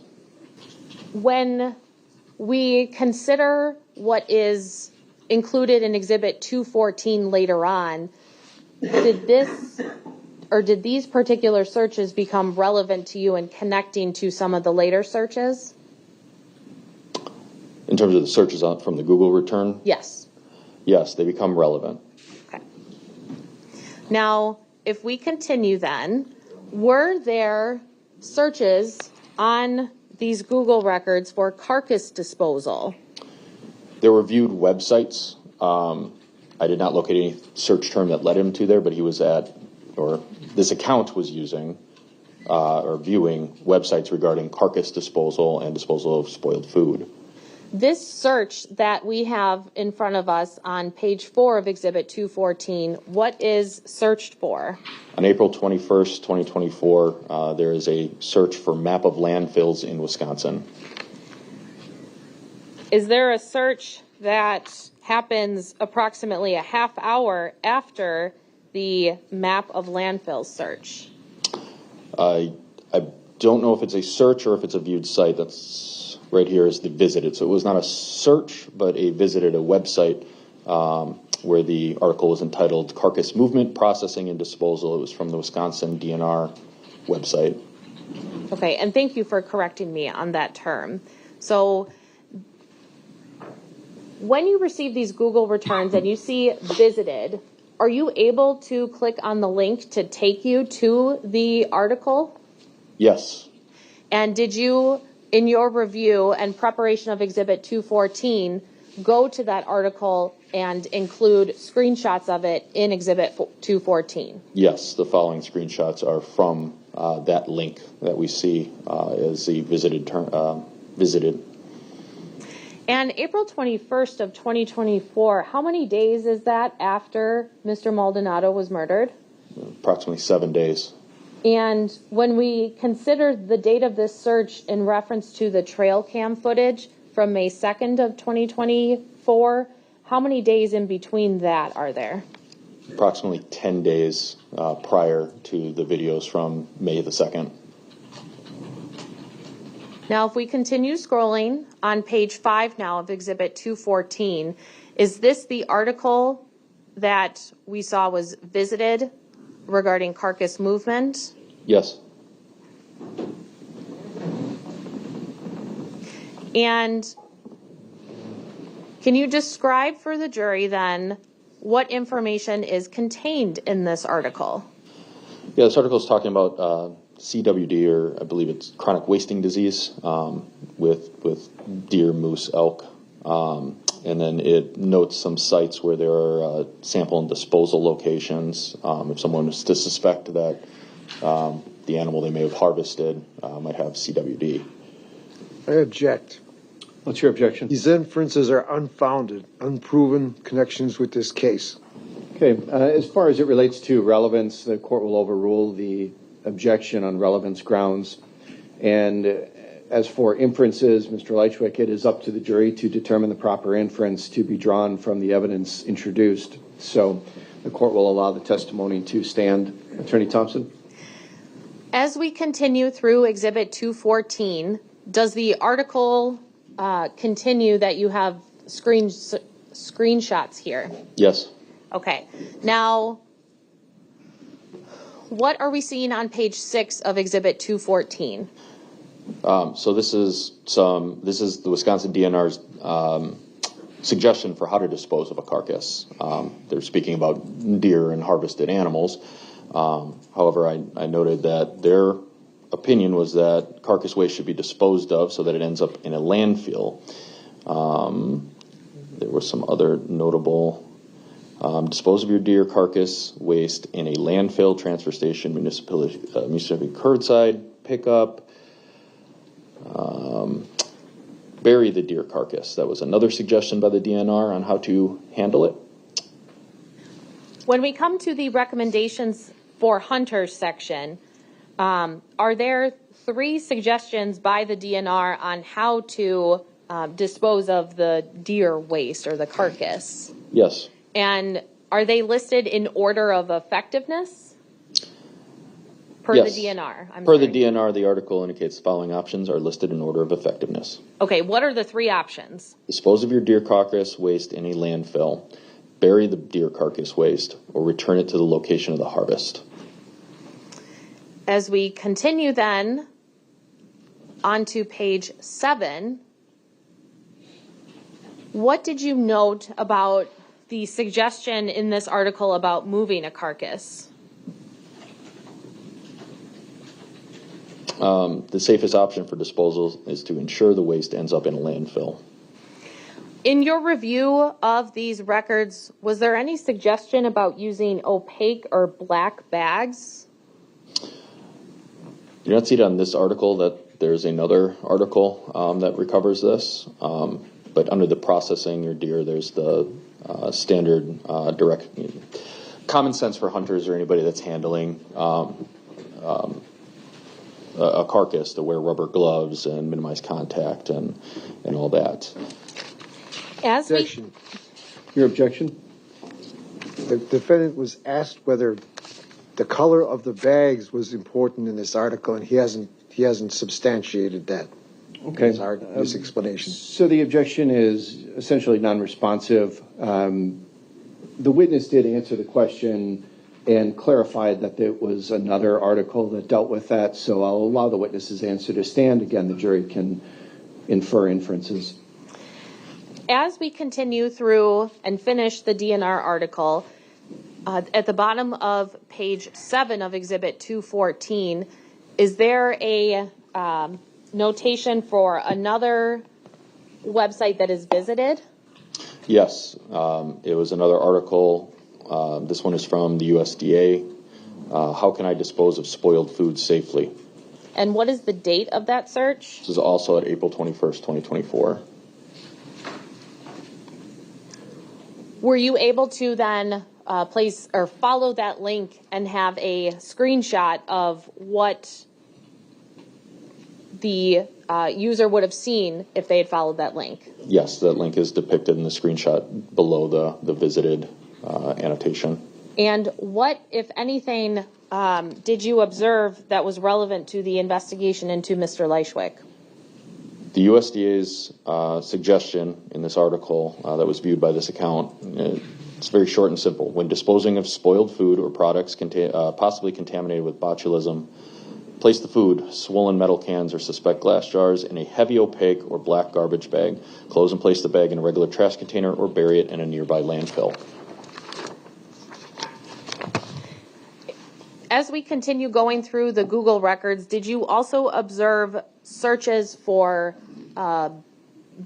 paper bags? Yes, I did. Okay, and are those denoted here at the top of page 8, both on April 21st of 2024 and April 22nd of 24? Yes. Now, we have heard some information from the Operation Starling note, which I believe was Exhibit 147, about Minnesota. Do you recall that part of the note? Yes. And as you go through these Google returns, did you see searches or visits or viewings related to Minnesota? Yes. Okay. Now, February 12th of 2024, what is this search? Latest Minnesota missing persons. Then, as we continue, is there a search from, actually, sorry, strike that. On page 8 of Exhibit 214, in the two searches closest to the bottom of the screen, what are these searches? There are two searched terms here. Can stress cause the tongue to swell up? Both of them are the similar search, yes. Okay. Now, right now, this date is April 16th of 2024 at 4:40 and 25 seconds a.m. in UTC. Is that correct? That's correct. So if we go back 5 hours, would Central Time actually be April 15th of 2024 at 11:40 and 25 seconds p.m.? Yes. What is the significance of that then related to Mr. Maldonado? It's approximately 24 hours after he would have been killed. The next. Objection. What's your objection, Mr. Lychwick? The state and the prosecution do not know exactly when the poor decedent was murdered. Okay, Mr. Lychwick, that is an inference that the jury can draw, and they can assign the proper weight to the evidence as they see fit. The witness's testimony will be allowed to stand. Attorney Thompson, you may continue. This next search after the stress question, what is that search for and what date was that? On May 20th, 2024, there was a search for ACLU, which I believe is the American Civil Liberties Union, for police surveillance. And approximately how much time is in between this search and the day that Mr. Maldonado was killed? Approximately 4 to 5 weeks. As we continue to page... Objection. Your objection? What exactly does that have to do with this case? Relevance. Okay. The relevance objection is overruled. Attorney Thompson. Moving to page 9 of Exhibit 214, what was visited by Mr. Lychwick? He visited basically the link is still twitter.com, but it was specifically Brett Lemoyne, who is a local reporter, and a Twitter post. And if we, what's the date? It's October 31st, 2024, 1:29 a.m. in UTC. So if we subtract 5 hours from that time, what would be the central time, date, and time of this visited action? I am no good at math, but it's late night on October the 30th. And did you follow this link to find this particular, or to see what the post was? Yes, I did. And is this a screenshot of what you saw when you followed the link? Yes. Now, what is the next viewed item that you could see? The City of Waukesha Police Department. And if we subtract from UTC time, that would be approximately 9:25 p.m. on October 30th. Is that fair? Yes. Now, Objection, Your Honor. What's your objection? At this point, I think everybody in Waukesha was looking up that site to see what was going on there, including my other neighbors. Mr. Lychwick, that's not an objection that would prevent the testimony from coming into the record. You can argue that inference, but it's not an objection to prevent the testimony. The testimony stands. Attorney Thompson, you may continue. the section that is on top of page 10 of Exhibit 214, the first box, if you could read that for us, please. Sure. November 25th of 2024, 3:43 a.m. in UTC. Search for Waukesha News for November shooting. And first, if we convert that to Central Time, would that then be November 24th at 10:43 p.m.? Yes. Okay. Now, in the context of this investigation and that timeline in Exhibit 164 we were looking at, what happened shortly after on November 26th of 2024? On November 26th, we executed the first search warrant at Mr. Lychwick's apartment. Okay. Oh, I'm sorry. Go ahead. Now, this is specifically a search that we can see. Is that correct? Correct. Okay. Now,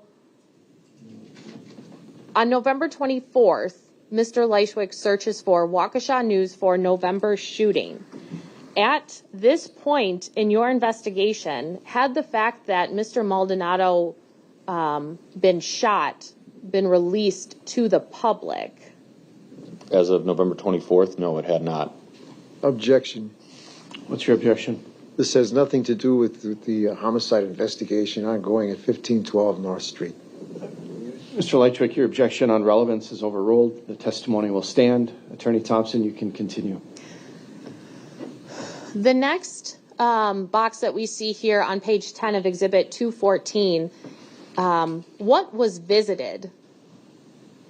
It was a news article entitled "Officers Find Body Wrapped in Tarp Near Frame Park in Waukesha." And again, in converting this, would that have been November 24th of 2024 at approximately 10:53 p.m.? Yes. Did you then follow this link to the article that was visited? Yes. Okay. In looking at this particular article, can you see when the original posted date was? Yes, October 31st, 2024. Okay. And now Mr. Lychwick is searching for this on November 24th of 2024. Is that correct? Correct. Now, as we continue through Exhibit 214, did you then see at the bottom of page 11 any search terms from January 9th and 12th of 2024 that had relevance to you? Yes, the weather in Sturgeon Lake, Minnesota, Objection. Your objection, Mr. Lychwick? What does that have to do with this case? That's my private life. Mr. Lychwick, that objection on relevance grounds is overruled. The jury can draw its own inferences from the testimony. Testimony stands. Attorney Thompson? As we continue through the last page of Exhibit 214, are there additional searches related to an individual listed on the Operation Starling note? Yes, searches for Raven Tanya Frederick with other various qualifiers behind him. When we reviewed, and let me know if you'd like to see Exhibit 147, but when we looked at Exhibit 147, do you recall seeing anything related to obstacles or potential obstacles to that operation? Yes. Was there anything related to getting in and out of different states? Yes, there's. If you gave it to me, I'd be able to read it verbatim. Otherwise, I could summarize. May I have permission to approach? You may. Detective Stern, I've given you State's Exhibit 147, and I'll give you an opportunity to review that. I have it. Okay. Is there anything in there about getting in and out of certain states undetected? Yes. Right here, obstacles to operation. It is secrecy and entering and movement in and around Minnesota without leaving a footprint. The last search on page 12 of Exhibit Objection. 2. Yeah. Are you objecting to that answer or this question?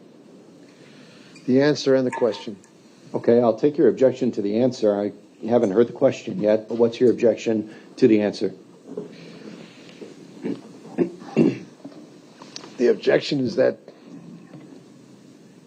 quite simply, Mr. Lychwick, again, without testifying, give me your legal basis for the objection. I simply did not search for anything like that. Mr. Lychwick, without testifying, give me your legal basis. Lack of connection to the case, lack of proof that this is connected to the case, that I actually looked up something like that. Okay. Did they see me look that up? That's a relevance objection. Your objection, like all of your other relevance objections, are overruled at this time. The jury can draw its own inferences from the testimony and determine the weight, if any, to give to this testimony. The answer will stand. I will hear the next question in its entirety. If you have an objection to the question, you may voice it at that time. Attorney Thompson? What is the last searched for item on page 12 of Exhibit 214? March 3rd, 2024, 6:51 a.m. UTC. Are there license plate readers at the Minnesota-Wisconsin border? What is a license plate reader? That would be a camera that would capture a license plate. I do not have any other questions for this witness. All right. Mr. Lychwick, cross-examination. I didn't trim any of his cross-examination here since it was one of the few times he properly offered up any type of defense. Detective Stern, you have maintained that you became suspicious of me because you stated that the victim's name was not on your search warrant, your first search warrant that you furnished me with on the 26th of November, 2024, and that I blurted out the victim's name while reading the search warrant. Is that correct? I first became suspicious of you when you were identified in the May 2nd videos. However, I understand, I know what topic you're speaking of, yes. But yet I have here a copy of the search warrant that was given to me in discovery, and the original copy of the search warrant is still in my apartment. And it states in there clearly. Well, hang on. I don't want you to testify. If you have a copy of the search warrant, you can show it to the witness. My bailiff can have it delivered to the witness. The state will be able to see it first.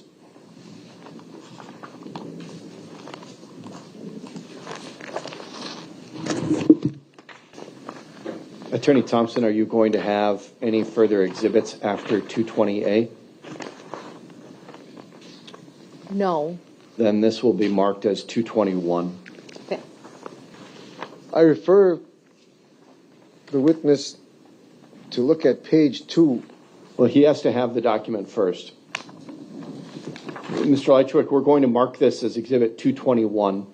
Okay. I'll have the bailiff show it to Attorney Thompson. This is the final page of it. This is the final page of it.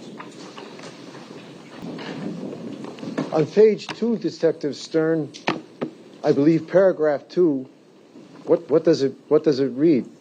Carlos Maldonado's name is on this document. That's correct, isn't it? Isn't it, Detective? Yet you maintain in your official reports even, and led this jury in court to believe that the guilty man would only know the victim's name, and that you're inferring that I was guilty of this crime because I blurted out his name, and you're saying it wasn't on there. You were lying, Detective, weren't you? No, I was not lying. But you stated a fact that was not in evidence here, that was not real, that was not in reality. I did not testify to this during this trial. But you did maintain in your official reports that are being used in this trial that that's why you became suspicious of me. No. Again, the suspicion arose from the May 2nd videos. There is an error in my report where I believed that the name was not in there based on the draft that I had written. Oh, now you're admitting that there was an error, but you don't bother to clarify that before now. I'm going to object first. He didn't even let the witness finish, and second, it's argumentative. Okay, it is argumentative. I'm going to allow the witness to finish answering the question that you posed, Detective Stern. When I wrote my report, I did note his use of the name. I believe that based on the draft that I had written, which did not include the name, that was accurate. His name is on this warrant that was presented to him. Okay, Mr. Lychwick, your next question.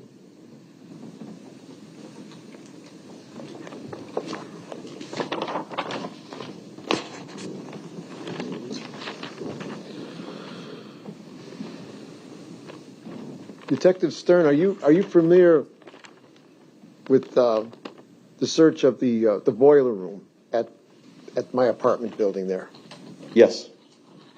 And you're aware then that the cadaver dog alerted to the boiler room, the interior of the boiler room? Yes. And are you aware that I had no access to the boiler room? I'm not aware one way or the other if you had access to the boiler room or not. You didn't bother to check that out, Detective? I'm aware that you did not have a key issued to you for the boiler room. There was no way I could have gotten into the boiler. I've never been in the boiler room. Was my scent discovered in the boiler room? Okay, hang on. The jury will disregard the testimony of the defendant about whether or not he was in the boiler room. You have to ask questions. I think you were about to ask a question about whether or not your scent was detected in the boiler room. That's correct, Your Honor. Okay. Ask that question. Was my scent detected by the cadaver dog in the boiler room? My understanding of the cadaver, I'm not a canine handler. Specifically, you'd have to refer back to Ms. Gumman's testimony. The dog does not look for specific people's scents. In your opinion as a detective in this investigating this matter, the lead detective, did you ever suspect that I had any access to the boiler room? There were times when we were on the property where the boiler room was left wide open. So in theory, anyone who could get into the garage could get into the boiler room. But I am aware that he was not issued the key when it was supposed to be locked for the boiler room. Are you aware that the boiler room was almost always locked? I'm not aware because I will ask Mr. Hang on. You've asked a question. Let him answer. I'm not aware because I do not have 24/7 surveillance on the state of the boiler room if the door is left open or not. We noted when we were there several times throughout this investigation, sometimes it would be open with no one around. Well, I can prove then my point if I could summon the building's owner, Mr. Soper, to testify. Mr. Lychwick, you have to ask a question of this witness. Ask a question. Do not testify. Did you ever talk to Jeff Soper about the access to the boiler room and how often it's locked or left open? I personally did not talk to him about that. Did he ever mention anything to you about this? No, because I did not talk to him about that. Are you aware of your interviews and initial suspicion of the building's groundkeeper named Nathan Pauly? Yes. And are you aware that Mr. Pauly did have access to the boiler room? Yes.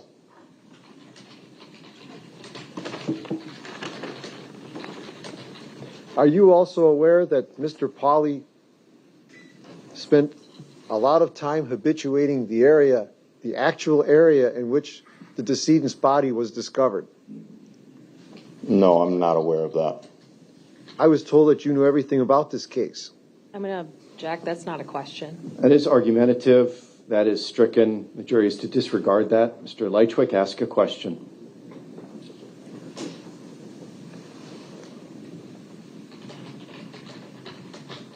Did you ever interview any of my neighbors or other witnesses at my building who saw Mr. Pauly habituating the area where the decedent's body was recovered? I'm going to object because that is going to call for hearsay. No, the question was, did you interview any other neighbors or witnesses? So I'll overrule the objection. The witness can answer. Yes, I interviewed neighbors and witnesses, not regarding Mr. Pauly. I would reflect back to Detective Bloom's testimony about Mr. Pauly being eliminated as a suspect in this case. He may have been eliminated as a suspect in this case, but that is not the specific questions at hand right now. That's also not a question, Mr. Lychwick. Ask a question. Detective, was Mr. Pauly, Nathan Pauly, of apartment 1 at 1512 East North Street, an initial suspect in this homicide? Yes, he was investigated as a potential suspect. And was he cooperative with you and your department? Yes, he was.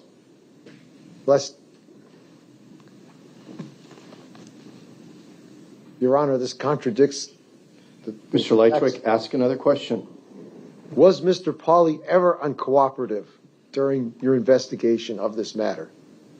No, as Detective Bloom already testified, he provided consent for the search of his apartment, the download of his cell phone, a DNA sample, all sorts of things that helped us continue this investigation early on.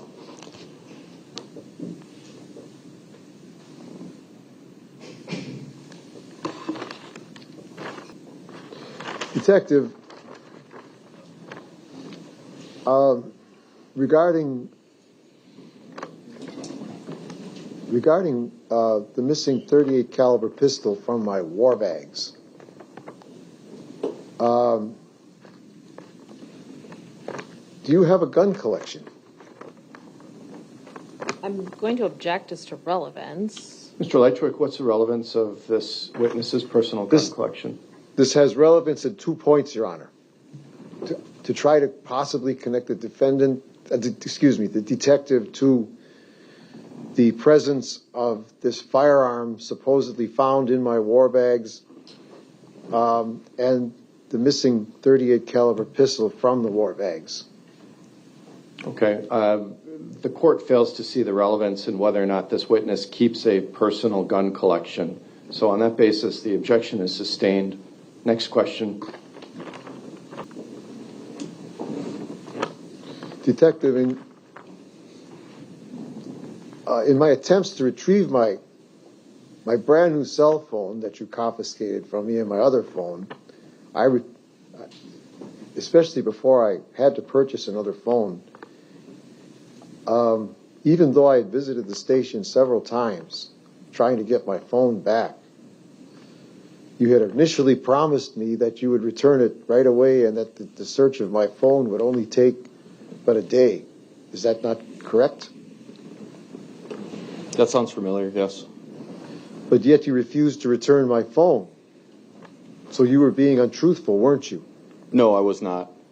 To provide context for why not is because if there was nothing on the phone, then yes, it could have been returned as soon as it was searched. However, evidential value items were found after the phone, and the best practice is to not only use the download that was created, that image by Detective Fine, but to keep the original phone if there was ever a question of whether that download did in fact come from that phone. So I could not return that phone after it was determined that it had evidential value. You still weren't telling me the truth, were you, detective? I don't believe that's an accurate characterization. The truth would have been to level with me and tell me what you were doing and to apologize for not returning the phone as you had promised. But you did not do that, did you? You were deliberately misleading me, weren't you? I was not deliberately misleading. Once again, I don't know what's on the phone at the time that it's seized. If there was nothing of evidentiary value, then yes, the phone would have been returned. However, evidentiary value was located, so we kept the phone. There was no intention to deceive Mr. Lychwick. But after it was supposed to be returned and you weren't returning it is what I'm referring to. You still didn't level with me. You were deliberately being misleading in this matter. I'm going to object. That's asked and answered. Objection sustained. This has been asked. It has been answered. Next question. Your Honor, I'm trying to establish the credibility, the integrity of this witness. The objection is sustained. Next question.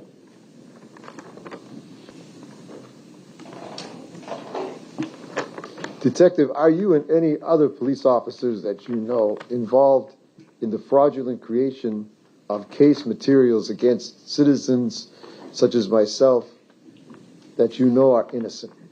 I'm going to object as to relevance, and quite frankly, it's argumentative too. Sustained on those grounds. It's argumentative. It's not relevant. Next question, Mr. Lychwick. Detective, are you at all fearful of being exposed for corrupt conduct in this case? I'm going to object. Same objection, same ruling. Mr. Lychwick, ask an appropriate question. I'm trying to, Your Honor. I really am. Next question.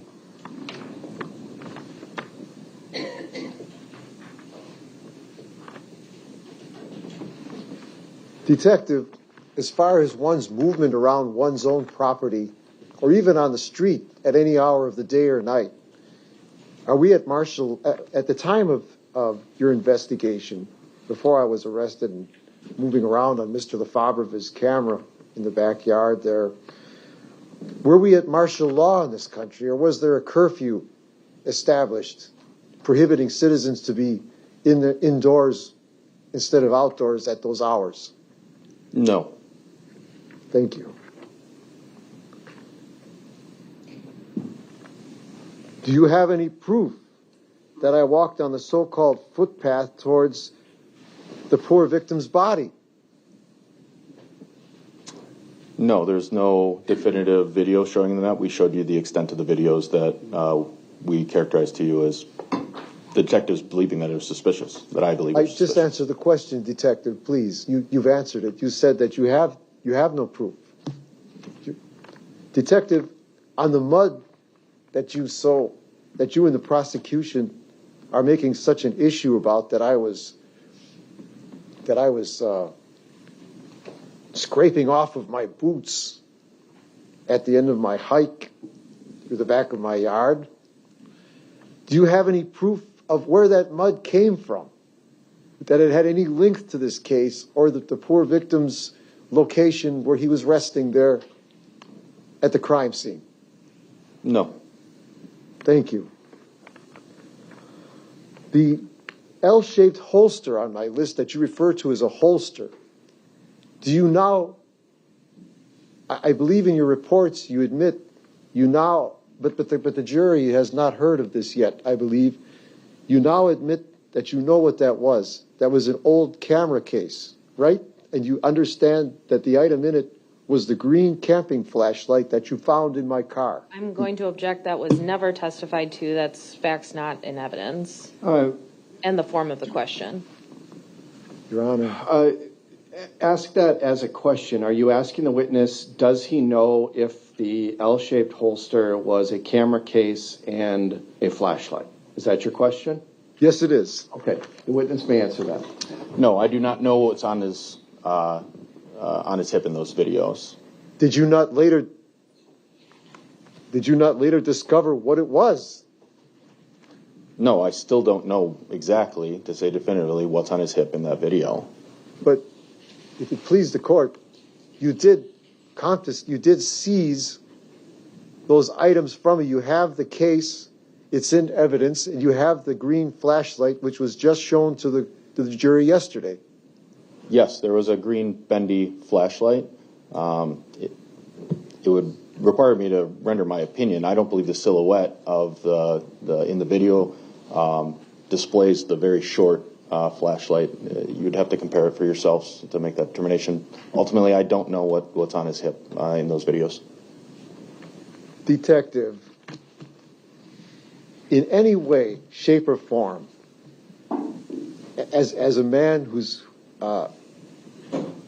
handled firearms and who has at least seen this evidentiary firearm that you're saying that you're maintaining was used in the homicide you're trying to link to me, can you sit there and tell the jury that you think that odd-shaped, awkward-looking pistol was on my hip in those frames? Again, I'm not saying what is or is not on his hip. I'm saying I can't. I'm not saying that it's a gun. I'm not saying it's a flashlight. I'm just noting the piece of equipment that he was wearing in that video. Okay, Detective, but to try to explain this matter to you further and for the sake of the jury and the court, in your reports on this matter, which I can dig out if I have to, you maintain, you're trying to, in the report it's clear that you are trying to make that look sinister by saying you felt it was a gun on the suspect's hip. Is that correct, Lieutenant? Is that correct, Detective? Yes, I believe that the phrasing I use is that it is potentially consistent with.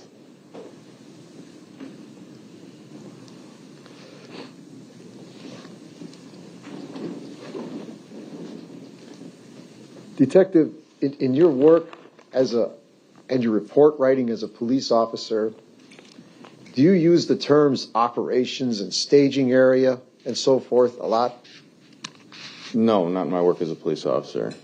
But those are terms used in your work. No, they're not. You don't use the word operations? Perhaps the TAC team or police, I'm not on the TAC team. They may use an operation or a staging area. Just in my general work as a detective, no, I don't use those phrases. But you are familiar with those phrases because you have contact with the tactical team. Is that correct? That's correct. Thank you.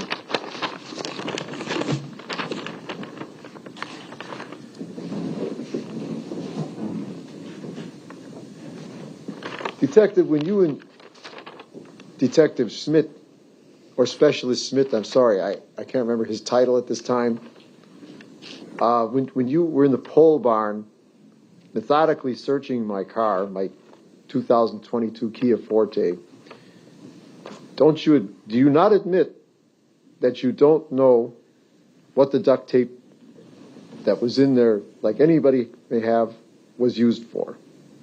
That it only resembles what you're trying to link to this case. Can you rephrase that, please? Sure. Do you admit that you do not know what the duct tape that you located in my car, which was, first of all, Lieutenant, a sub-question. Hang on. Okay. We got to ask really simple questions here. Okay. So ask a one-part question. Are you asking the witness, does he know for sure what the duct tape was used for? Or if you have another question in mind, just ask a nice, simple question that this witness can easily give an answer to. Detective, do you know what the duct tape was used for? No, I don't know what anybody uses any of their personal items for because I'm not watching them 24/7. So no, I don't know what the duct tape may or may not have been used for. All right, thank you. And in your opinion, when you found this particular roll of duct tape in my car in December of 2024 during your initially unwarranted car stop, the search was warranted. In your opinion, was the roll of tape brand new or was it used? I'm going to object to that question that is a legal conclusion for the court, which has already been decided, and the court has previously told Mr. Lychwick that. The objection is sustained. The court is striking the question. Mr. Lychwick, you can ask a question without the editorializing. I wasn't aware I was editorializing, Your Honor. The issue of the stop of the vehicle and the search of the vehicle has been ruled on by the court. Ask a question.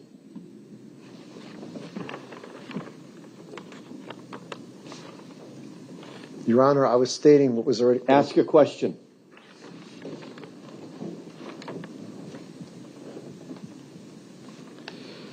So, Detective, you bring up the fact that I had to purchase a new phone, which, for all what you know,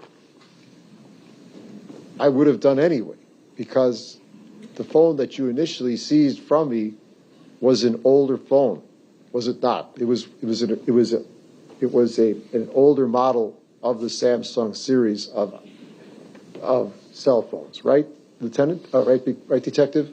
I know that it was a Samsung A12. I'm not familiar with where that falls in their model. I don't know if it's older or not. And then the second phone that you seized from me was my Samsung A15. Is that correct? I believe that's accurate, yes. And are you aware that the Samsung A15 is much better in performance than the Samsung A12? I'm going to object as to relevance. Overruled. Do you know? I do not know, but I would make the assumption it is based on the newer model number.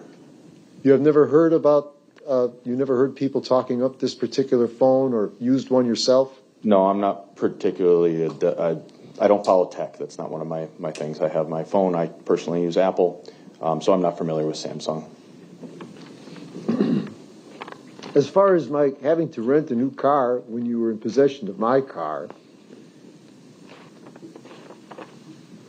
I mean, from your reports already in evidence, you have seen that I was researching legal advice on this case already, and I was looking into filing a complaint against you and your department with the Fire and Police Commission, which is rather difficult to find in Waukesha. I had to do considerable searches to find Judge, it. I'm going to object. I'm sorry to interrupt, but this is not a question, and it's the editorializing that the court I'm trying to has... build up for my question, Your Honor. I know where the question was going, and based upon what's in your question already, I'm sustaining the objection. That is not relevant. It has nothing to do with the facts that the jury needs to consider in this case. So confine yourself to questions that have relevance to what's at issue here. I'm trying to, Your Honor. Detective, do you know exactly why I had to rent the rental car from Enterprise Rent-A-Car? No, I don't know why, especially as I've previously testified. I offered and even drove to his house once to give him a ride back, that car could be released and would have been released to him. So I do not know why he rented a new car.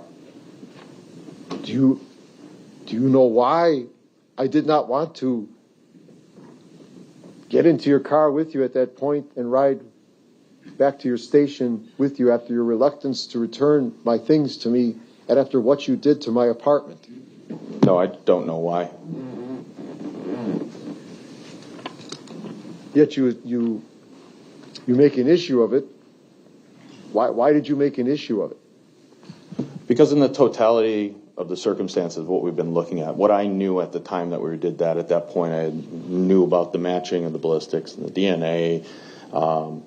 Basically, based on the totality, I'm noting it as a suspicious behavior. I found it to be a suspicious behavior. We were going to give him his car back. We made several attempts, and he didn't.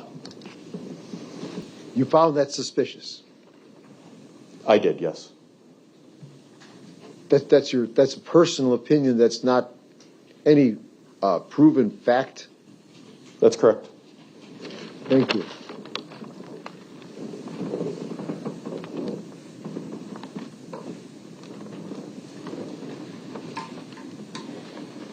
Detective, are you also aware that I believe it was your second suspect was the decedent's girlfriend in this case? Yes, there was another suspect in this case as well. And May I ask the defendant to answer a question about the decedent's girlfriend? The witness, you mean? May I ask the witness of this?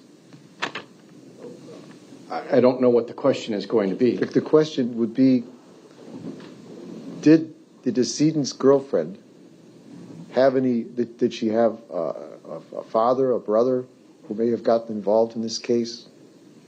Did they suspect any of her relatives? You can answer that question.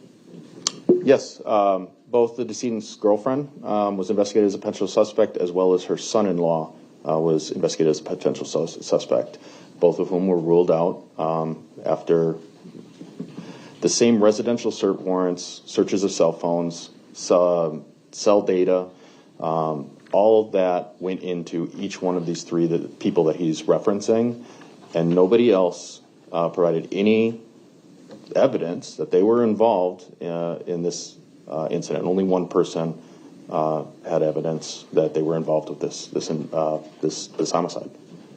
Detective, is it possible that you missed something along the way?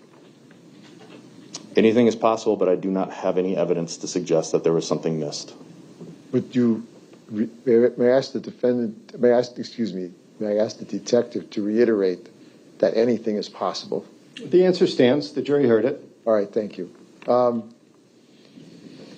Detective, did you suspect a motive initially of how and why this poor deceased girlfriend may have been involved in his homicide? I'm going to object to that, and the basis is relevance, and I believe it is coming very close to the court's pretrial rulings on this issue. The court sustains the objection. Mr. Lychwick, you've established that there were other suspects. The witness has answered that those suspects were ruled out. Motive is not anything that needs to be proven in a case, and the jury will be instructed about that anyway. So at this point, we're getting away from relevant evidence, and the court has already ruled pretrial. So you may continue with your questions. Detective, on the matter again, if I could bring you back to Nathan Pauly, your first suspect in this homicide, this dreadful homicide, if you will. Is it true that your department was charged with trying to find Mr. Pauly to testify here during these proceedings? During which time frame? Just before we convened on the 8th of June, in the week at least before the trial began. I was on vacation personally in the 2 weeks before this trial. I am not aware of what was going on at our apartment. I wouldn't be able to speak to what anybody was doing. Are you aware that, are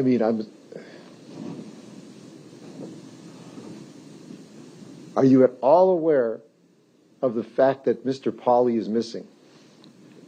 No, I don't believe that he's missing. You're not aware of that, Detective? No.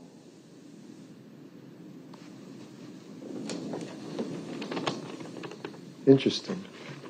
Move to strike. That's Sorry? stricken. Mr. Lychwick, we don't need the editorial comments. Again, Your Honor, I wasn't aware I was editorializing. I'm sorry. When you make comments after the witness's answer, that is editorializing. Ask your next question. I will try to keep that in mind.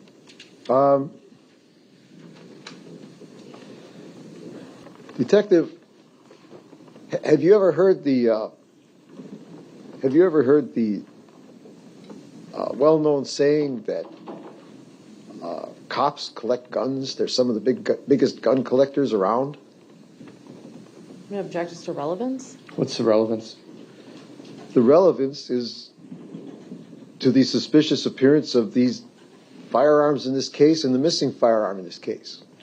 Again, whether or not this witness collects guns or knows that police officers collect guns is irrelevant here. Ask your next question.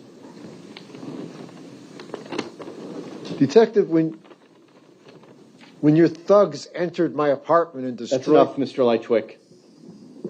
Either ask appropriate legal questions or I'm going to stop your cross-examination. When your men entered my apartment and, Your Honor, and they destroyed my apartment. I'm Can I- going to Mr. Lychwick, ask a question. When your men entered my apartment and destroyed my apartment, I have 5 pictures hanging on the living room wall, as you well know. Judge, I'm going to object. This is going to continue being the defendant testifying. Mr. Lychwick, what's the relevance of the pictures hanging on your wall? The relevance, I'm trying to establish the defendant's character and his integrity here. You are the defendant, Mr. Lychwick. I mean, I'm sorry, Your Honor. I am trying to establish the detective's integrity and his ethics here, his morality. If you have, excuse me, if you have an appropriate legal question to ask, you may ask that. But I don't see the relevance of pictures on your wall. The editorializing that the officers destroyed your apartment is improper. So ask a question. If you have a specific question about the search of your apartment. I do, Your Honor. Okay, then ask that question. Detective, I would like to know why members of your team chose to remove my picture of President John Fitzgerald Kennedy from the wall by my office area and throw it on the floor and smash it. I'm unaware of any damaged property. I don't know anything about that. You don't? I do not.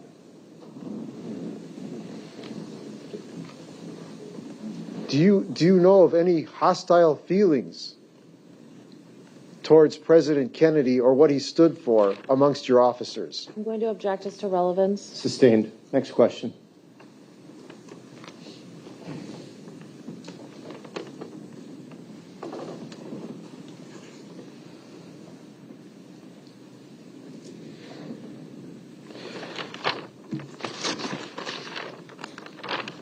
Your Honor, at this time, I believe that's all I have for the witness. Okay, any redirect, Attorney Thompson? I do have one question. When we look at Exhibit 87, which is the top of the hill where Moxie's train final response was, are there any lights up there? No. What about the footpath area where Mr. Maldonado's body was found? I believe there's a light adjacent to the parking lot that would provide it there. That light might cast over there, but I don't know if I could say for certain if the light would cast over where the body was found or not. I don't have any further questions. Thank you. Mr. Lychwick, would you like Exhibit 221 moved into evidence? That is the search warrant that you showed to the detective. Yes, please, Your Honor. Any objection from the state? No. All right, Exhibit 221 will be received into evidence. Detective, you may step down. Attorney Thompson? I do not have any further witnesses. The state would rest subject to any rebuttal. All right, ladies and gentlemen, the state's initial case is concluded. That necessitates that we take a break. I anticipate that this might be about a 10-minute break, and then we might break early for lunch and come back after lunch. So for now, we'll take a short break, and I will call you back when we are ready. Again, because the state is rested does not mean that it's time to discuss the case. All right, security.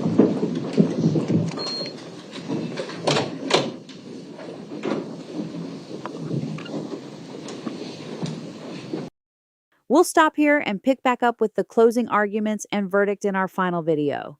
And it was a very quick verdict. See you then. Thanks for watching, everyone. If you enjoyed this video, please do not forget to like and subscribe on your way out, and feel free to leave a comment. Have a blessed day.